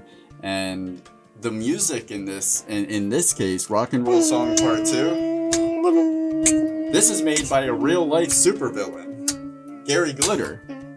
Currently serving a 16-year Currently serving a 16-year prison sentence for sexual crimes against minors. Hey! Hey! This dude, because of the use of this song in the movie, he stands to receive royalties behind bars for Joker's use of Rock and Roll Song Part 2. But god damn it, it is such a cool scene. Him coming down the stairs, the song, the shots, the cuts, the crazy dancing, and that metaphor of the dissension as he fully realizes the villain inside. He's literally going downward. And I can say, like, there's no redeeming quality for putting that song in the movie and patting Gary Glitter, a pedophile's pockets. But the scene does kind of redeem itself at the end of it when it cuts to what I imagine is outside of Arthur Fleck's imagination, when we see him dancing and the music is not heard anymore, and then the detectives call out for him and he hilariously runs away. We need to talk! That moment like attempts to redeem that scene, but I like I said, I love the scene. I actually love that song. I just hate all of the details about it, that it's essentially creating an idol out of a murderer, okay, and using the song of a pedophile, real life. That's not the first movie to use that song, so no, I need you to go back and make sure you name all the rest of them. And furthermore, you're wrong because that was the big music payoff. That was the big score payoff. You forced people who, not forced, but we went through like opera music, all different type of genres, and they give us 10 seconds of a song, and you lose it. You hate to lose it. It's okay. I'm not even going. All right, yeah. Now, the stare that Arthur Fleck gives the psychiatrist at the beginning of the film when he's like, I was hoping you can talk to the doctor and give me some more medication. She's like, Arthur, you're on 7 different medications already. Surely they're doing something. That fucking look he gives her is like, he was thinking about just doing that bitch right there. Yeah. That was a chagrin. Now it was just like, remember the look Sugar gave the lady before the dude flushed the shit in the bathroom? It's killing her in his brain. Correct. So that was when I have another. Look into my eyes. Do they look like they're working? Yeah. Another one really quick was it's a scene, but it's not really a scene. I don't think most people call it. There were several scenes where they kind of went over the notebook and they showed certain things that have been wrote in the notebook. One of the most powerful things I saw was it says, "People expect you to behave as if you don't." Meaning, like, it's all a matter of perspective. Right, like I'm a killer and I am behaving. Yeah, I'm exactly asking as I should. No, well, you say he's a killer, but he is behaving. He's not being a killer. He's like, I'm doing this, but if they keep, why won't you people just be decent? Like, I'm the one that's keeping it. If I can keep it together, y'all should be able to keep it together. Oh, see, I read that as people tell you to behave as if you aren't. He knows he's a killer, so he is behaving by just holding together, taking care of his mom. He's behaving, and everybody wants him to keep doing. Like, bitch, don't you know if you say one more, like when the lady said, "Surely these medications are helping." That's not. It's like almost he's like, "Bitch, I just asked you just to ask the doctor something. Don't diagnose me. That's why you like." Yeah, I kind of interpreted that the same way. It was for me. It was like everybody's doing the best they can. So like even for correct a purge thing. Yeah, even for Gary Glitter, a pedophile. No, he's doing. He as far as he is concerned, time to die. With the cards he was dealt, he was behaving. Yeah, okay, yeah. So yeah, that's Fleck. You got any more? Yeah. Go for it. When he's playing with the kid on the bus, the mom tells him. You would go to that next, right? No, but I love this part because this was one of the nuanced parts, like that I really where Todd Phillips in an interview said that for him the theme of the movie was really about kindness and humanity. That if you interpreted the movie as anything other than that, it's you that needs to question where your soul is at. Like this is really about humanity and kindness, and this scene I think really conveys that. So he's playing with the kid on the bus. The mom tells him to leave her kid alone, and she's kind of like, I mean, you can understand where she's coming from. But at the same time, you can understand, like it's written so well that you can see both sides of this equation. He starts laughing, she gets offended. He gives her the card, and you can see it in her face. She's like, "Fuck." There's something so human about this scene where we're all dealing with our own shit, and then on top of that, we have to put up with the shit of the people what people are dealing with around us. And we're all just trying to survive. We all pretty much have the same goals, and no one really wants to make enemies. The way she sits there, that wide shot after she gets the card, and she's sitting there, and she's looking annoyed, and at the same, she did such a great job with this performance because it was such a short role. But she's sitting there and she looks annoyed, and at the same time, she looks like she's feeling guilty about the fact that she's annoyed. Like there's so much humanity conveyed in that moment, and the nuances of how we have to live with each other essentially on Earth and get along. It's very powerful, very powerful. One thing about one quick point about that is my point is this: that goes back to why I say Arthur Flex is the everyday man. Even after being kicked down and all this other stuff happened, he gets on that bus. He still just wants to make people happy. Like he's going the extra mile. I feel like he's doing all that nice stuff to be like the more the nice stuff I do, I won't become. He doesn't want to become Joker. Yeah. He's trying his best. Like, people expect me to behave this like that. Like, if I'd have heard that to start the film, like, I'm there. Mm-hmm. I'm watching. So, hire me, man. Guys, the fuck y'all waiting? I ain't gonna do it again. Pay me. All right, you don't listen, do you? Every week, you ask me the same questions. How's my job? How am I feeling? Do I have any negative thoughts? All I have are negative thoughts. When he says that, or she like, to me, that, like I say, that most people say, well, that's a favorite quote. No, it's the emotion he's letting her know, like, and that's why he says yet again, they ask me to behave as if I'm not. I am behaving. All I have is negative thoughts. I'm asking for almost more. Like I would like to see how well you behave with the thoughts that I live with every day. And with all those thoughts he did, and we'll talk about that later. So yeah, go ahead. You got any more? Because I think that might have been. I have one more. I have one more. Go ahead. Two more. Go ahead. We kind of glossed over this. If you're happy and you know it, and he's doing the dance with the kids, the dance, and the gun falls out, and it's not good enough that the gun falls on the floor. He kicks it across the floor trying to pick it up, and then the punchline, the cherry on top of the cake. After he puts it away, he looks at the kids like, shh. And if you notice that one of the staff in the hospital on the left side of the frame, he's like, no, I disapprove of this. See, like, he's not actually doing anything about the fact that there's now a gunman entertaining the children. He's just sitting there like, shh. Hey, at least he didn't break character. He tried to play that shit off. He did. Yeah. Now my number. I was gonna say I have one, but I'm gonna do another one because I think I know where you may be going with it, and also I can use it as something else. So I'm gonna go off. I'm gonna combine two scenes here. Just remember the punch out scene when I forgot to punch out. Right before that, He walks in and they was like, "Hey Arthur, since I heard such and such happen," he was like, "Why don't you ask Randall?" And then he was like, "Oh yeah, that's right." I still owe you for that, don't I? And to me, I knew what that meant. He had Randall was going to die, so he had mentally timestamped that. So he leaves, and then finally Randall comes back. And to me, that's why I said it shows you that Arthur Fleck was only like, he is the ultimate. That's why I say he's society's bastard. He's letting you know, I'm only going to give it to people who deserve it. Because if he was a psychopath, he truly would have killed a Glenn, the other guy that came in, the guy that was He's a calculated psycho. No, he's just a calculated person. You expect him to put up with all that stuff. So my point is, it was how he did him, man. He did him, and he sat down, and then he says one of your lines, David. I know it's one of your favorite lines. Like, It's fucking crazy, isn't it? Me on the telly. and that's my whole point. So again, he's like, Arthur, how could you do that? I wanted Arthur to say, how could you not do it? He was the same guy to say, hey, is it miniature golf or is it just golf? Hey, I'm killing out here. Rodney Dangerfield, guys. Randall's death scene is on my list of favorite scenes, really because that's the one prick that actually had it coming. I mean, the one? There was, a lot of them could have deserved a good beatdown, but Randall was like, he tried to. Randall tried to sell me. Told me tried to sell him a 45 or 35. Yeah, there was what warranted that? You forced the gun upon him, and then you claimed that he was trying to buy it from you. Before you say the scene, but remember what you said before about the gun scene that you laughed. You'll love it even more now. Remember when he got the gun from Randall? He was like, Randall, I'm not supposed to have a gun. 5 minutes, damn it, I'm fucking up. 5 minutes later, he shot a hole in the wall in his house. Him.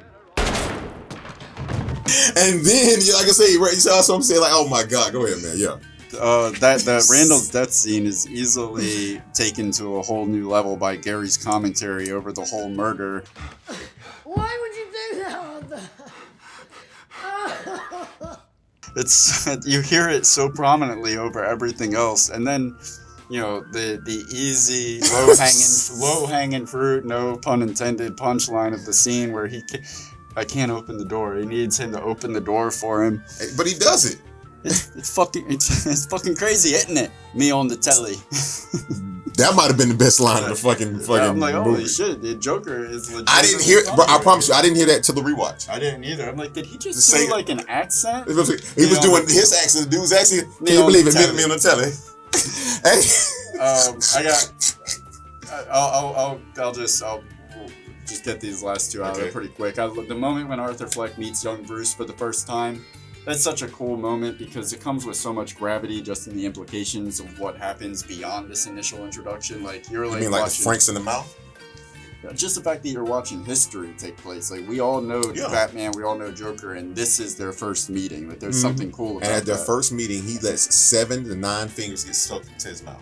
He chokes out Alfred. Like, Joker. He puts his fingers it's not Joker's fault, it's little Bruce sick fucking Wayne's fault. Maybe. Alfred's supposed to be the man of manners. He's supposed to teach her respect. But he wasn't 3. He was like 9 or 10. He liked that sick shit, man. Yeah, it's very weird. This is a very problematic episode. My last scene is outside the hospital with the detectives when the detective asks his condition, the laughing. Is it real? But I love the way Arthur, he says so matter-of-factly. What do you think?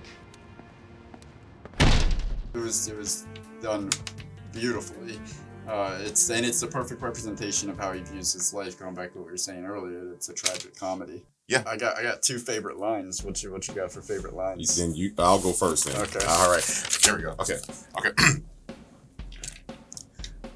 One of my favorite lines in the film was when he says to the psychiatrist at the beginning of the film, "I think I told you I was pursuing a career in stand-up comedy." No, you didn't. I think I did.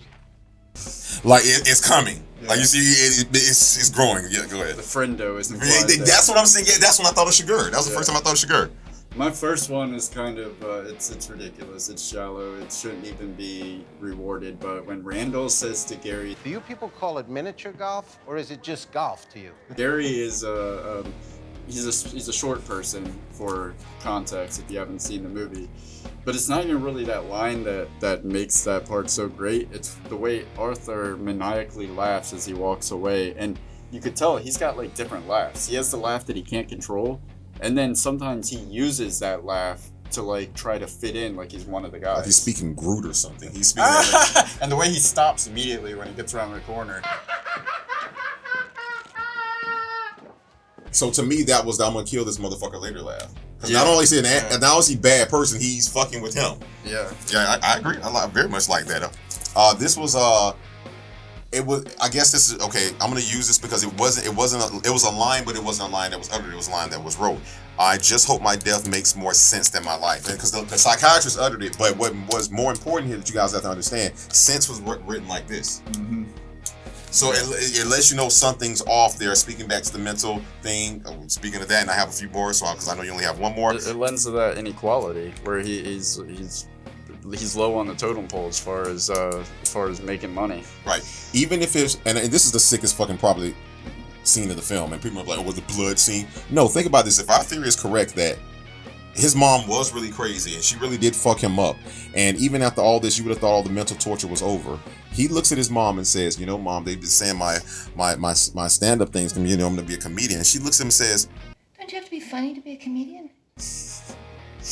and that's when she was gonna die. Yeah. I mean, it's like, what the fuck, man? You've already done so much to this kid. Is it not enough, Mom? Mom had to go. Yeah, that cuts deep. She's right behind Joe and Rounders for me. This, my last one, it's, you kind of touched on this earlier. They don't give a shit about people like you, Arthur. And they really don't give a shit about people like me either. That line says it all because you have a white man with a mental condition. She's a black woman who works for the system, admitting that the system cares equally fuck all about the two of them. If there's a line that summed up the spirit of this film, I think that's it right there. It's that, like you said, it's not about color. It's not about. It's about who is the lowest common denominator that's easiest to get to disenfranchise. I like it. All right, I'm gonna wind it up with these last few here. I used to think my life was a tragedy. It's a fucking comedy. The delivery on that is so good too. And that was inspired by a Charlie Chaplin line. Another pedophile. Now that I did not know.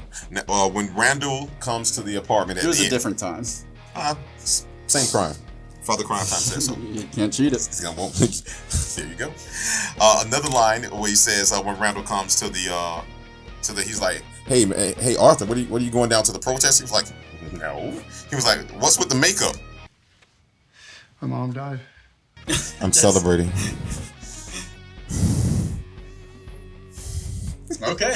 Yeah, and my okay. Oh, no, the last one. I'm gonna read it again. It made our. I'm sorry. We've said it 50,000 times. Hold on. Here we go. It's fucking crazy, isn't it? Me on the telly. I said there's an accent for me to use the accent when it's fucking crazy, isn't it? I can't do it because I had it so good earlier. Yeah, I had it so good in my head. I was doing a really good British accent. Doesn't matter. It sounded so good in my head. This game has gone on long enough. All right, guys, there's our 7 minutes in heaven, our favorite And lines, our favorite scenes. And what were some of your favorite lines and scenes? Don't forget to put them down there in the comments. And we have not said this one whole episode. Subscribe, please. Scene stealers. All right. We went all of season 2 completely unanimous as far as who we agreed to the scene really stealer was for each film. Every single one. Yeah. Man. We kind of split hairs when we picked the scene stealer of the season, and you threw down your second veto.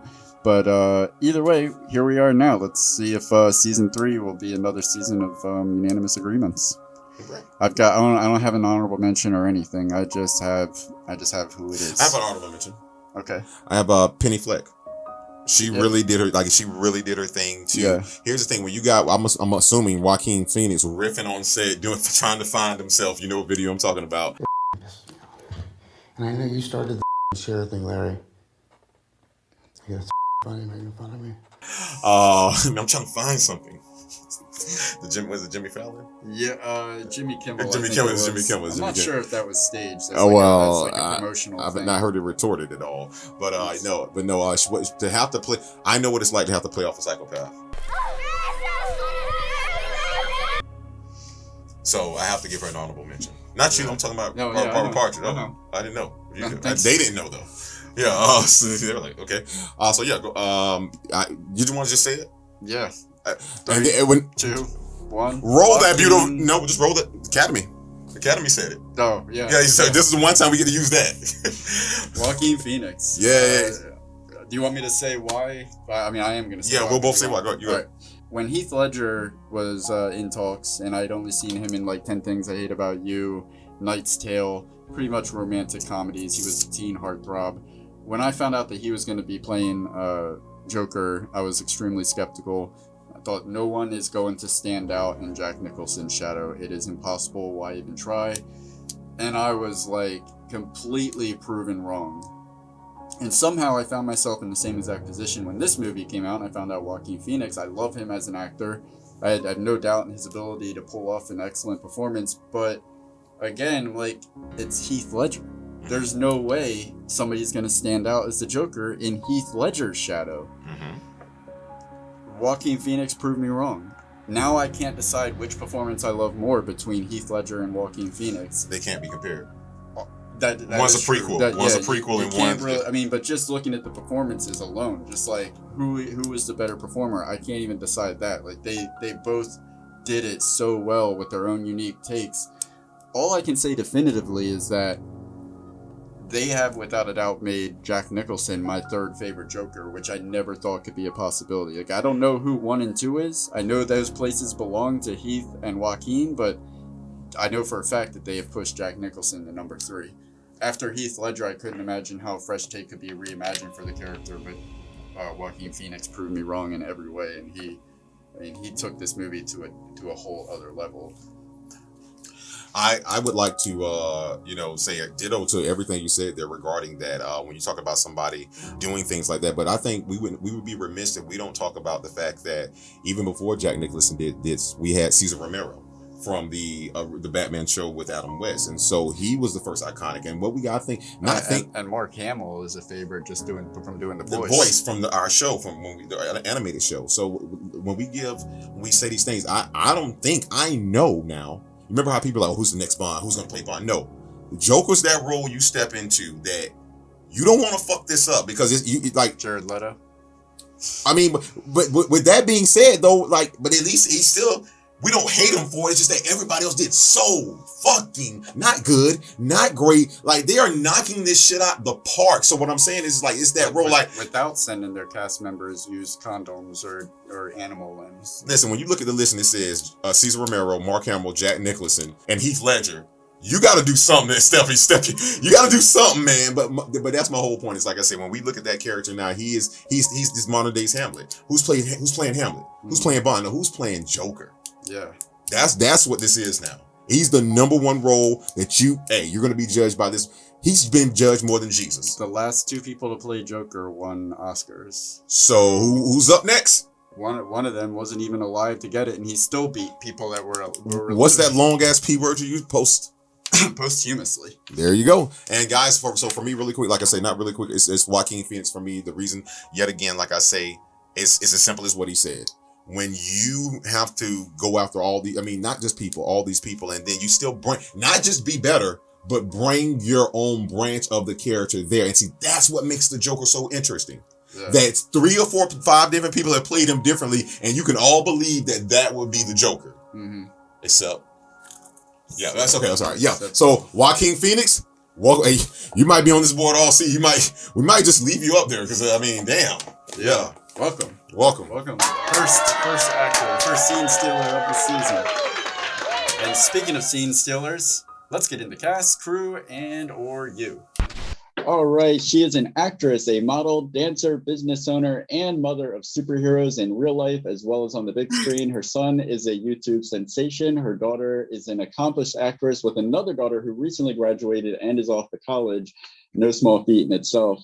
And her silver screen son grows up to be none other than Batman. We are honored to welcome Carrie Louise Putrello, aka Martha Wayne, to the program. Thank you. Thank you. And yes, it is a pleasure. I mean, out of all the moms we could have had, Martha Wayne is, I think, the best mom we've ever had. So let me ask you this, ma'am. Can you tell us about your journey from deciding you wanted to be an actress to landing your first role? Well, I've always been in performing arts my whole life. I danced my whole life. I was bunhead, ballet dancer. I went to a performing arts high school, School of Creative and Performing Arts in Cincinnati. I moved out to Los Angeles and I started dancing. I got my SAG card. And I know that, you know, a lot of people question how you get a SAG card. I got my SAG card easy. And people hate to hear that, but I got a role for a principal. And so it was easy for me to get my SAG card. And then much later in life, you know, family and business, and I wanted to get in acting again. And that's pretty much it. With a lot of details that I'm leaving out, of course. Okay. let's get into the reason why we're here, and let's talk about the Joker, or should I say Joker, directed by Todd Phillips. Now, the role of Martha Wayne is not a very large part in this film as far as screen time. However, it's a very iconic role, as we discussed earlier. That character serves as an extremely important part in the story. What was the actual process like landing that role? I wish there was a really good story, but there's not. I set you up. It was like the greatest intro. No, but you know what? My agent called me and she said she wanted me to do a self-tape initially, and I saw that it was for Todd Phillips. So I knew Todd Phillips because of The Hangover, which I love that movie. I loved all the movies, and so I didn't know what it was though. I had no idea. I just knew that they wanted someone who was older and looked like maybe they could have been an ex-model at one time. And I truly feel that the look of me is what they were looking for, like a certain look. And that's a lot, most of the time, that's what, it doesn't matter.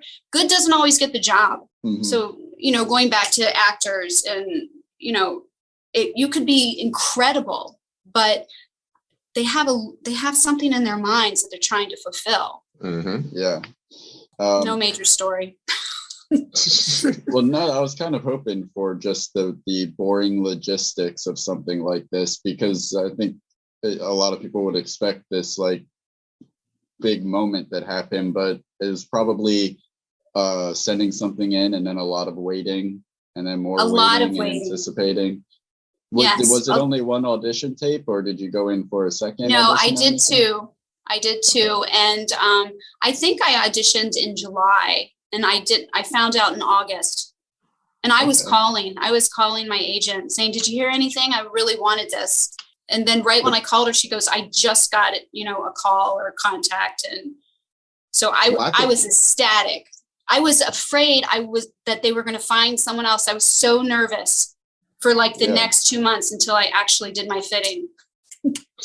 I was going to say this is that I know it ties into what you mentioned earlier. Like you said, sometimes they're just looking for you, no matter how good you are, bad you are. When you have that look, you have what they need. It's timing, and it goes back to what you say. So you just got to keep plugging along. You didn't give up. You kept going, and that's awesome. Exactly. Mm-hmm.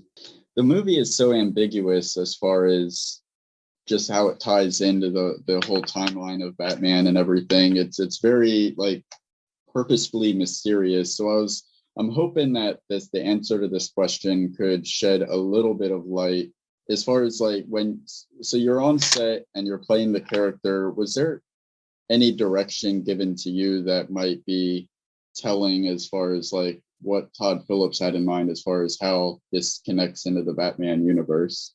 Todd Phillips is so relaxed and chilled. He made it so comfortable, and he just, just like I'd be protecting my own child, protect this child.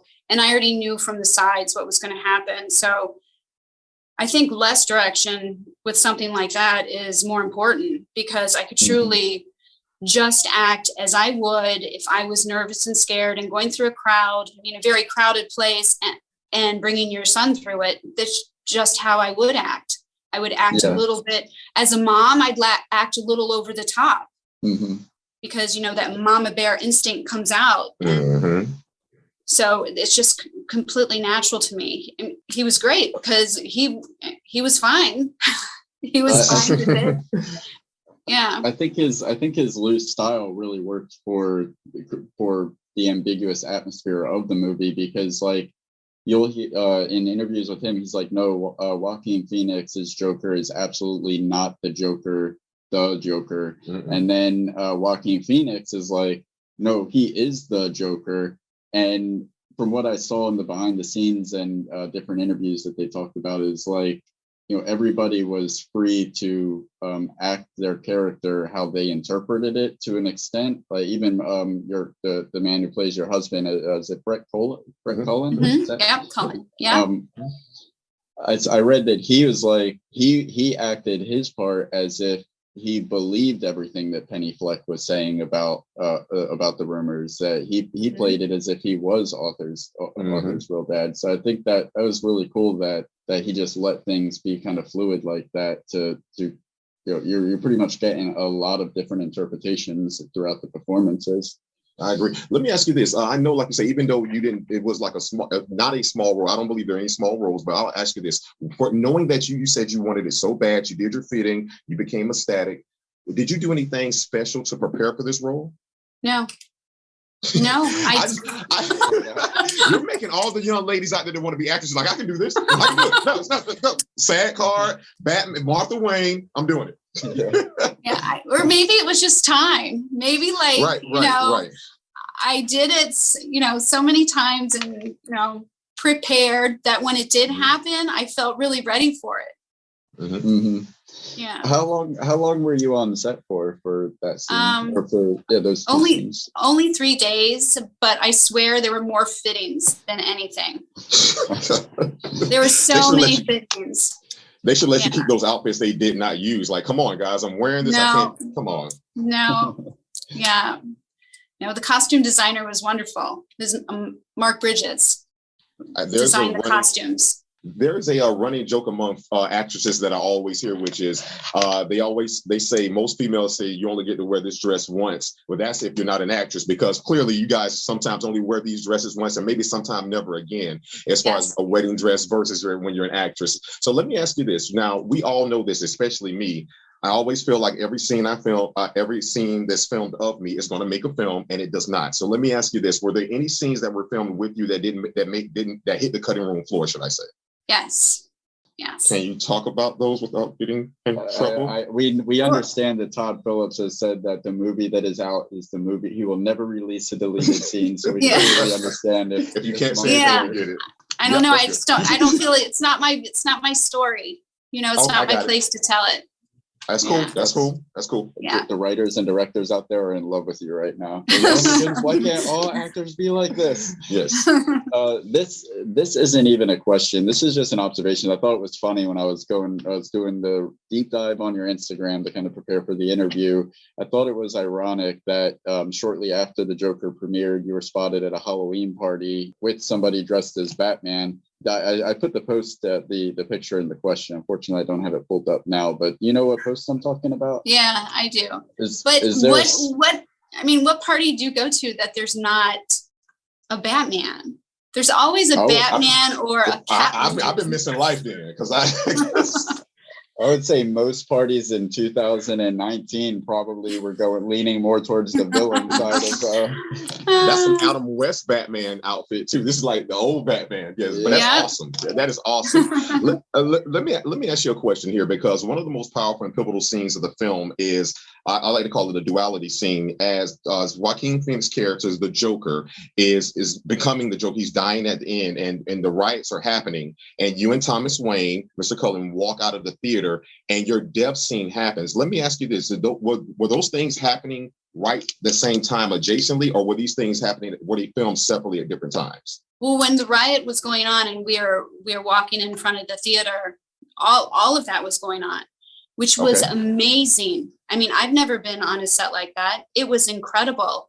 Right when we came out of the doors, there's people running back and forth, and it didn't seem like the same, like traffic pattern each time. So it felt real, and there were cars on fire, and it was very loud and a lot of smoke. So it was just awesome. It was great. But then the scene at the very end where the pearls are pulled off, it was quiet. That was an amazing shot. And I think you put it together earlier when you said there was so much going on. There's a lot of chaos, but in film, chaos can be beautiful. And they pulled it off with that shot. Oh, I think so. Yeah, it was great. What was your favorite memory from the production? I met a stunt person, Elena, and she was going to take the fall for me when they pulled off the pearls. And I'm a very physical person. And I was like, you're going to fall for me? Well, can you show me how you fall? Because I want to do this. I mean, I've been in dancing my whole life. I'm sure I could, it's definitely an art. So I just had her show it to me. Like, can you do it in slow motion? Like, just so I can get an idea of how you're going to fall. Yeah. I wasn't too successful the first couple of times because I landed on my actor I was working with. I landed on his leg a couple times. And, Carrie, can you please try to shift your body a different direction? Because when you're falling, I wasn't controlling it, Yeah. But I learned. Well, we're wrapping up here, but before we move on from the Joker, is there anything you want people to know about the film, whether it's in front of the camera, behind the camera, they may not know, or something, a thought from the film that you would like to give the fans of the film? I would just think the whole industry itself, like when they're making something, they are just completely doing it for the fans because they want the fans to love everything that's on that screen.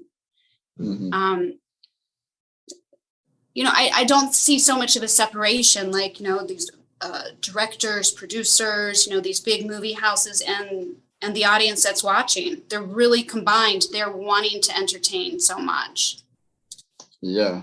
I mean, I know the studio has a bottom line that they need to make, but I know that Todd, at least for Todd Phillips and Joaquin Phoenix, that this was a passion project that they had to fight for tooth and nail to get made through the heads of Warner Brothers, everything kind of changing. I mean, you're going to tell somebody you're going to make a Joker film after what Heath Ledger did, they're like, guys, it's been done. It can't be done any better. Well, he at least met the mark. No, but I'm going to make a Joker movie. I'm going to make it extremely violent and rated R. So and they're thinking well, what about the toys? What about the cereal? None. It's going to be really, and then it goes to show when you stand by, going back to what you said in the beginning, being true to yourself and what you want to do artistically. The movie went on to be the highest grossing R-rated film in the history of R-rated films. And that's unbelievable. Yeah. Amazing. One of my last questions is that for aspiring actors, artists, and actresses out there, if you had one single piece of advice to give them, what would it be? Oh, it's hard with one if you put it that way. One statement if you can give them. Keep going.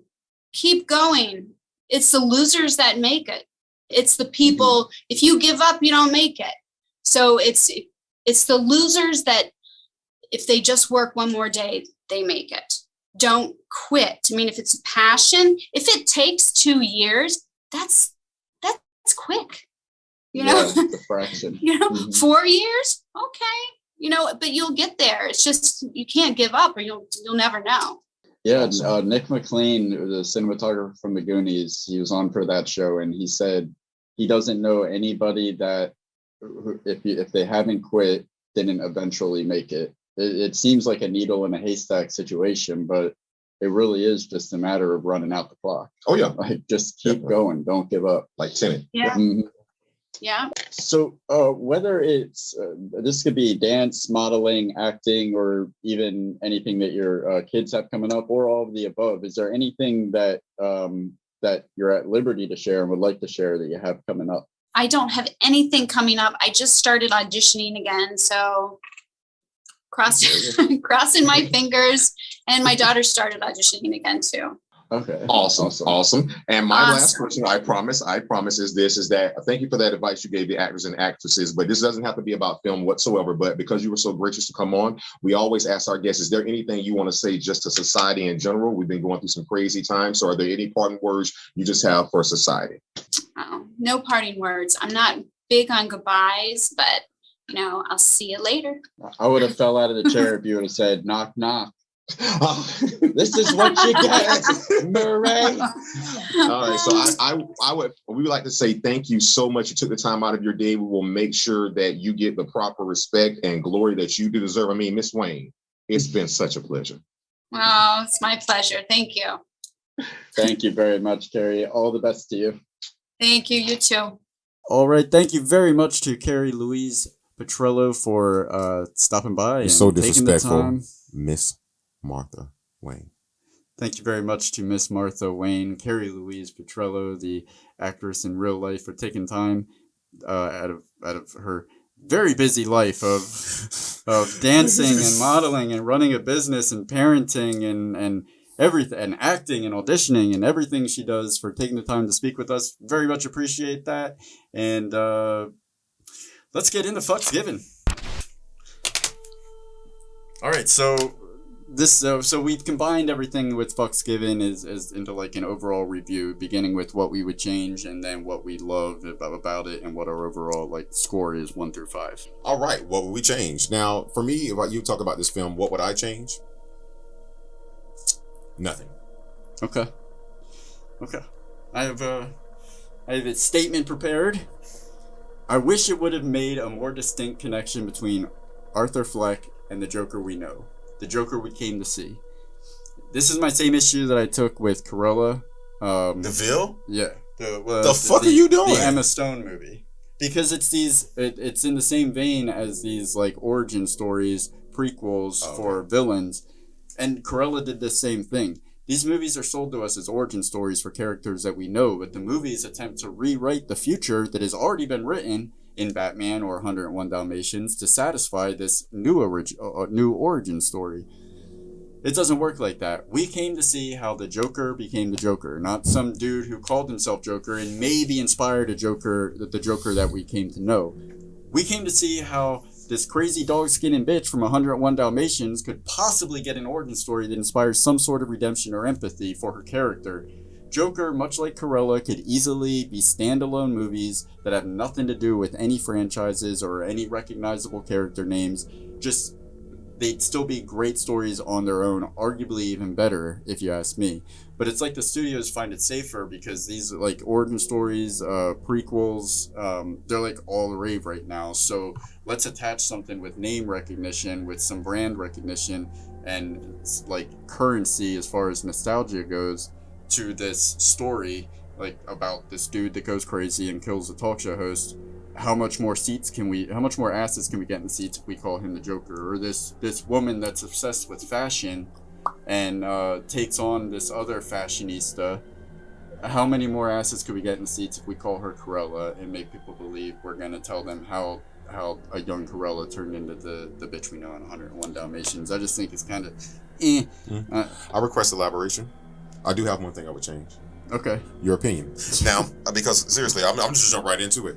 You're wrong, and the reason why I say it's a great movie. No, you're wrong about your theory because you brought this is the second or third time you brought this up. He is Joker.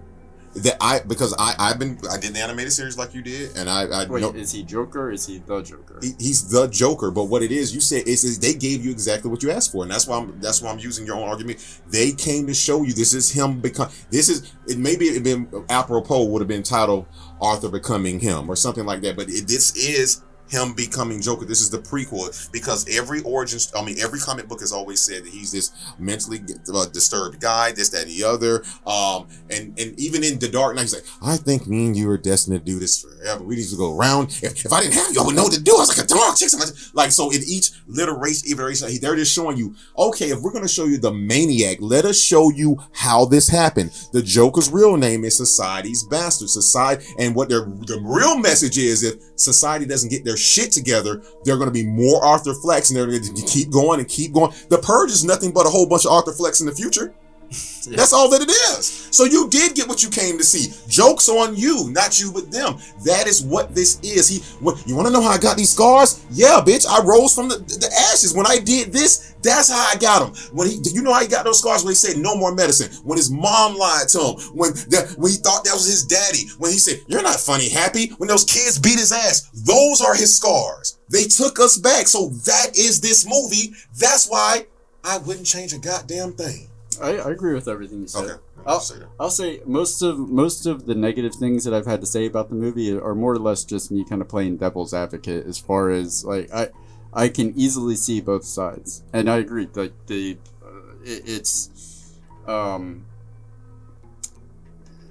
when you consider the fact that it's him making up this whole story, it's a fictional tale concocted by the Joker that you don't really know what you can believe about his origin story. I think it works perfectly, and it actually does serve as a very unique origin story.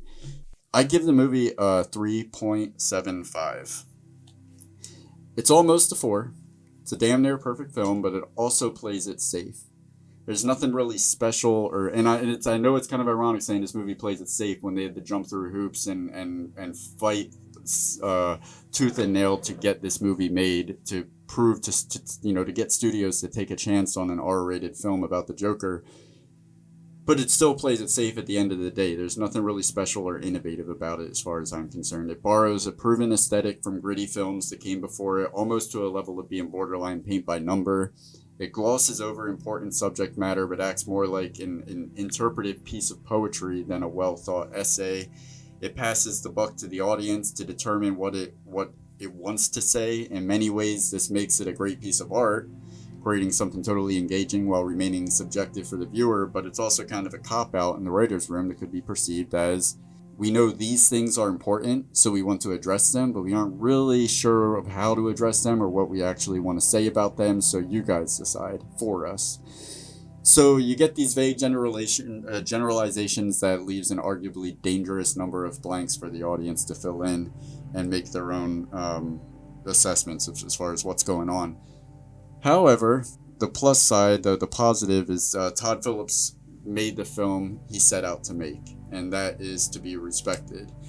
He, based on interviews that you see with him, what he was inspired by, what he set out to do, he nailed the vision that he set out for. Joaquin Phoenix takes the task of bringing Joker to life very seriously.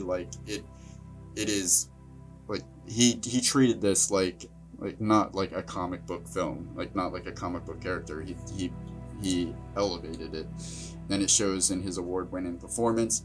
The violence is expected and blindsiding at the same time, which I think is really, it's tough to pull off, and they do it. The pacing is deliberate and calm when it needs to be, without feeling like a lull in the movie. You still feel like something is coming, like there's this impending doom, even when things are moving at a slow pace, and then things ramp up.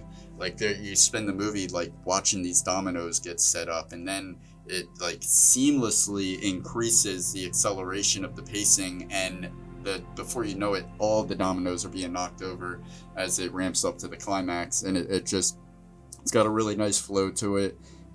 Even though the cinematography is borderline ripping off these gritty movies that are in the same vein of it, I still think it looks great, it sounds great, and so I think it's a solid 3.75 for me. Okay, I am going to give the film a 4.8. 3.75, 4.8. So why? 4.8 because of the fact that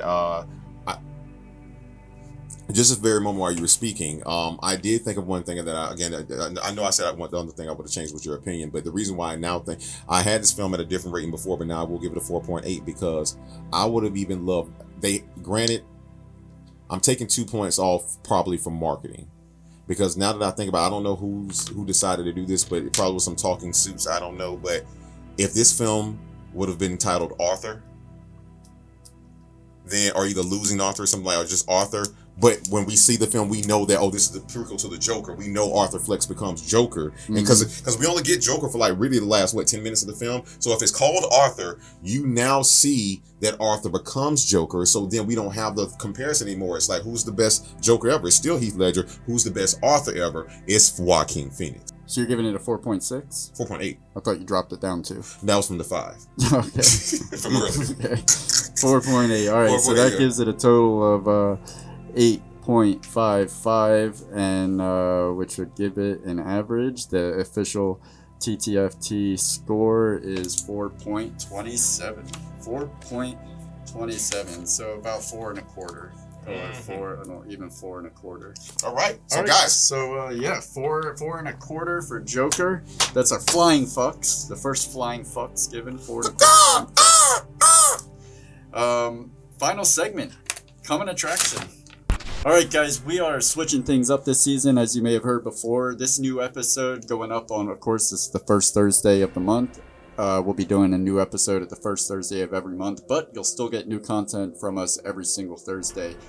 Next Thursday, we will premiere the full interview with Carrie Louise Putrello, so full interviews on the second Thursday of the month. On the third Thursday, we'll post the fuck-ups from this episode, as well as a bonus episode premiere. On the fourth Thursday, we'll post all the segments. July has 5 Thursdays. We promised a special episode on the 5th Thursday of the month with the 5th Thursday, so we're working on something with Michael G. Kehoe, who you may remember from our Vanilla Sky episode. He's a filmmaker with a few films, seeing a wave of success at various film festivals right now. Coming up this season, here's what you have to look forward to. August, next month, we'll be doing the invention of lying. Howard the Duck. In September 17th, we're working on another live episode to celebrate 1 year anniversary of TTFT, and we are dangerously close to 1,000 subscribers and unveiling this amazing thing that's going to happen that we will be premiering on September 17th. Don't try and switch it up now. October, we will do the new Candyman, as long as its release doesn't get pushed back. Again, we plan to do it last Halloween too. We shall see.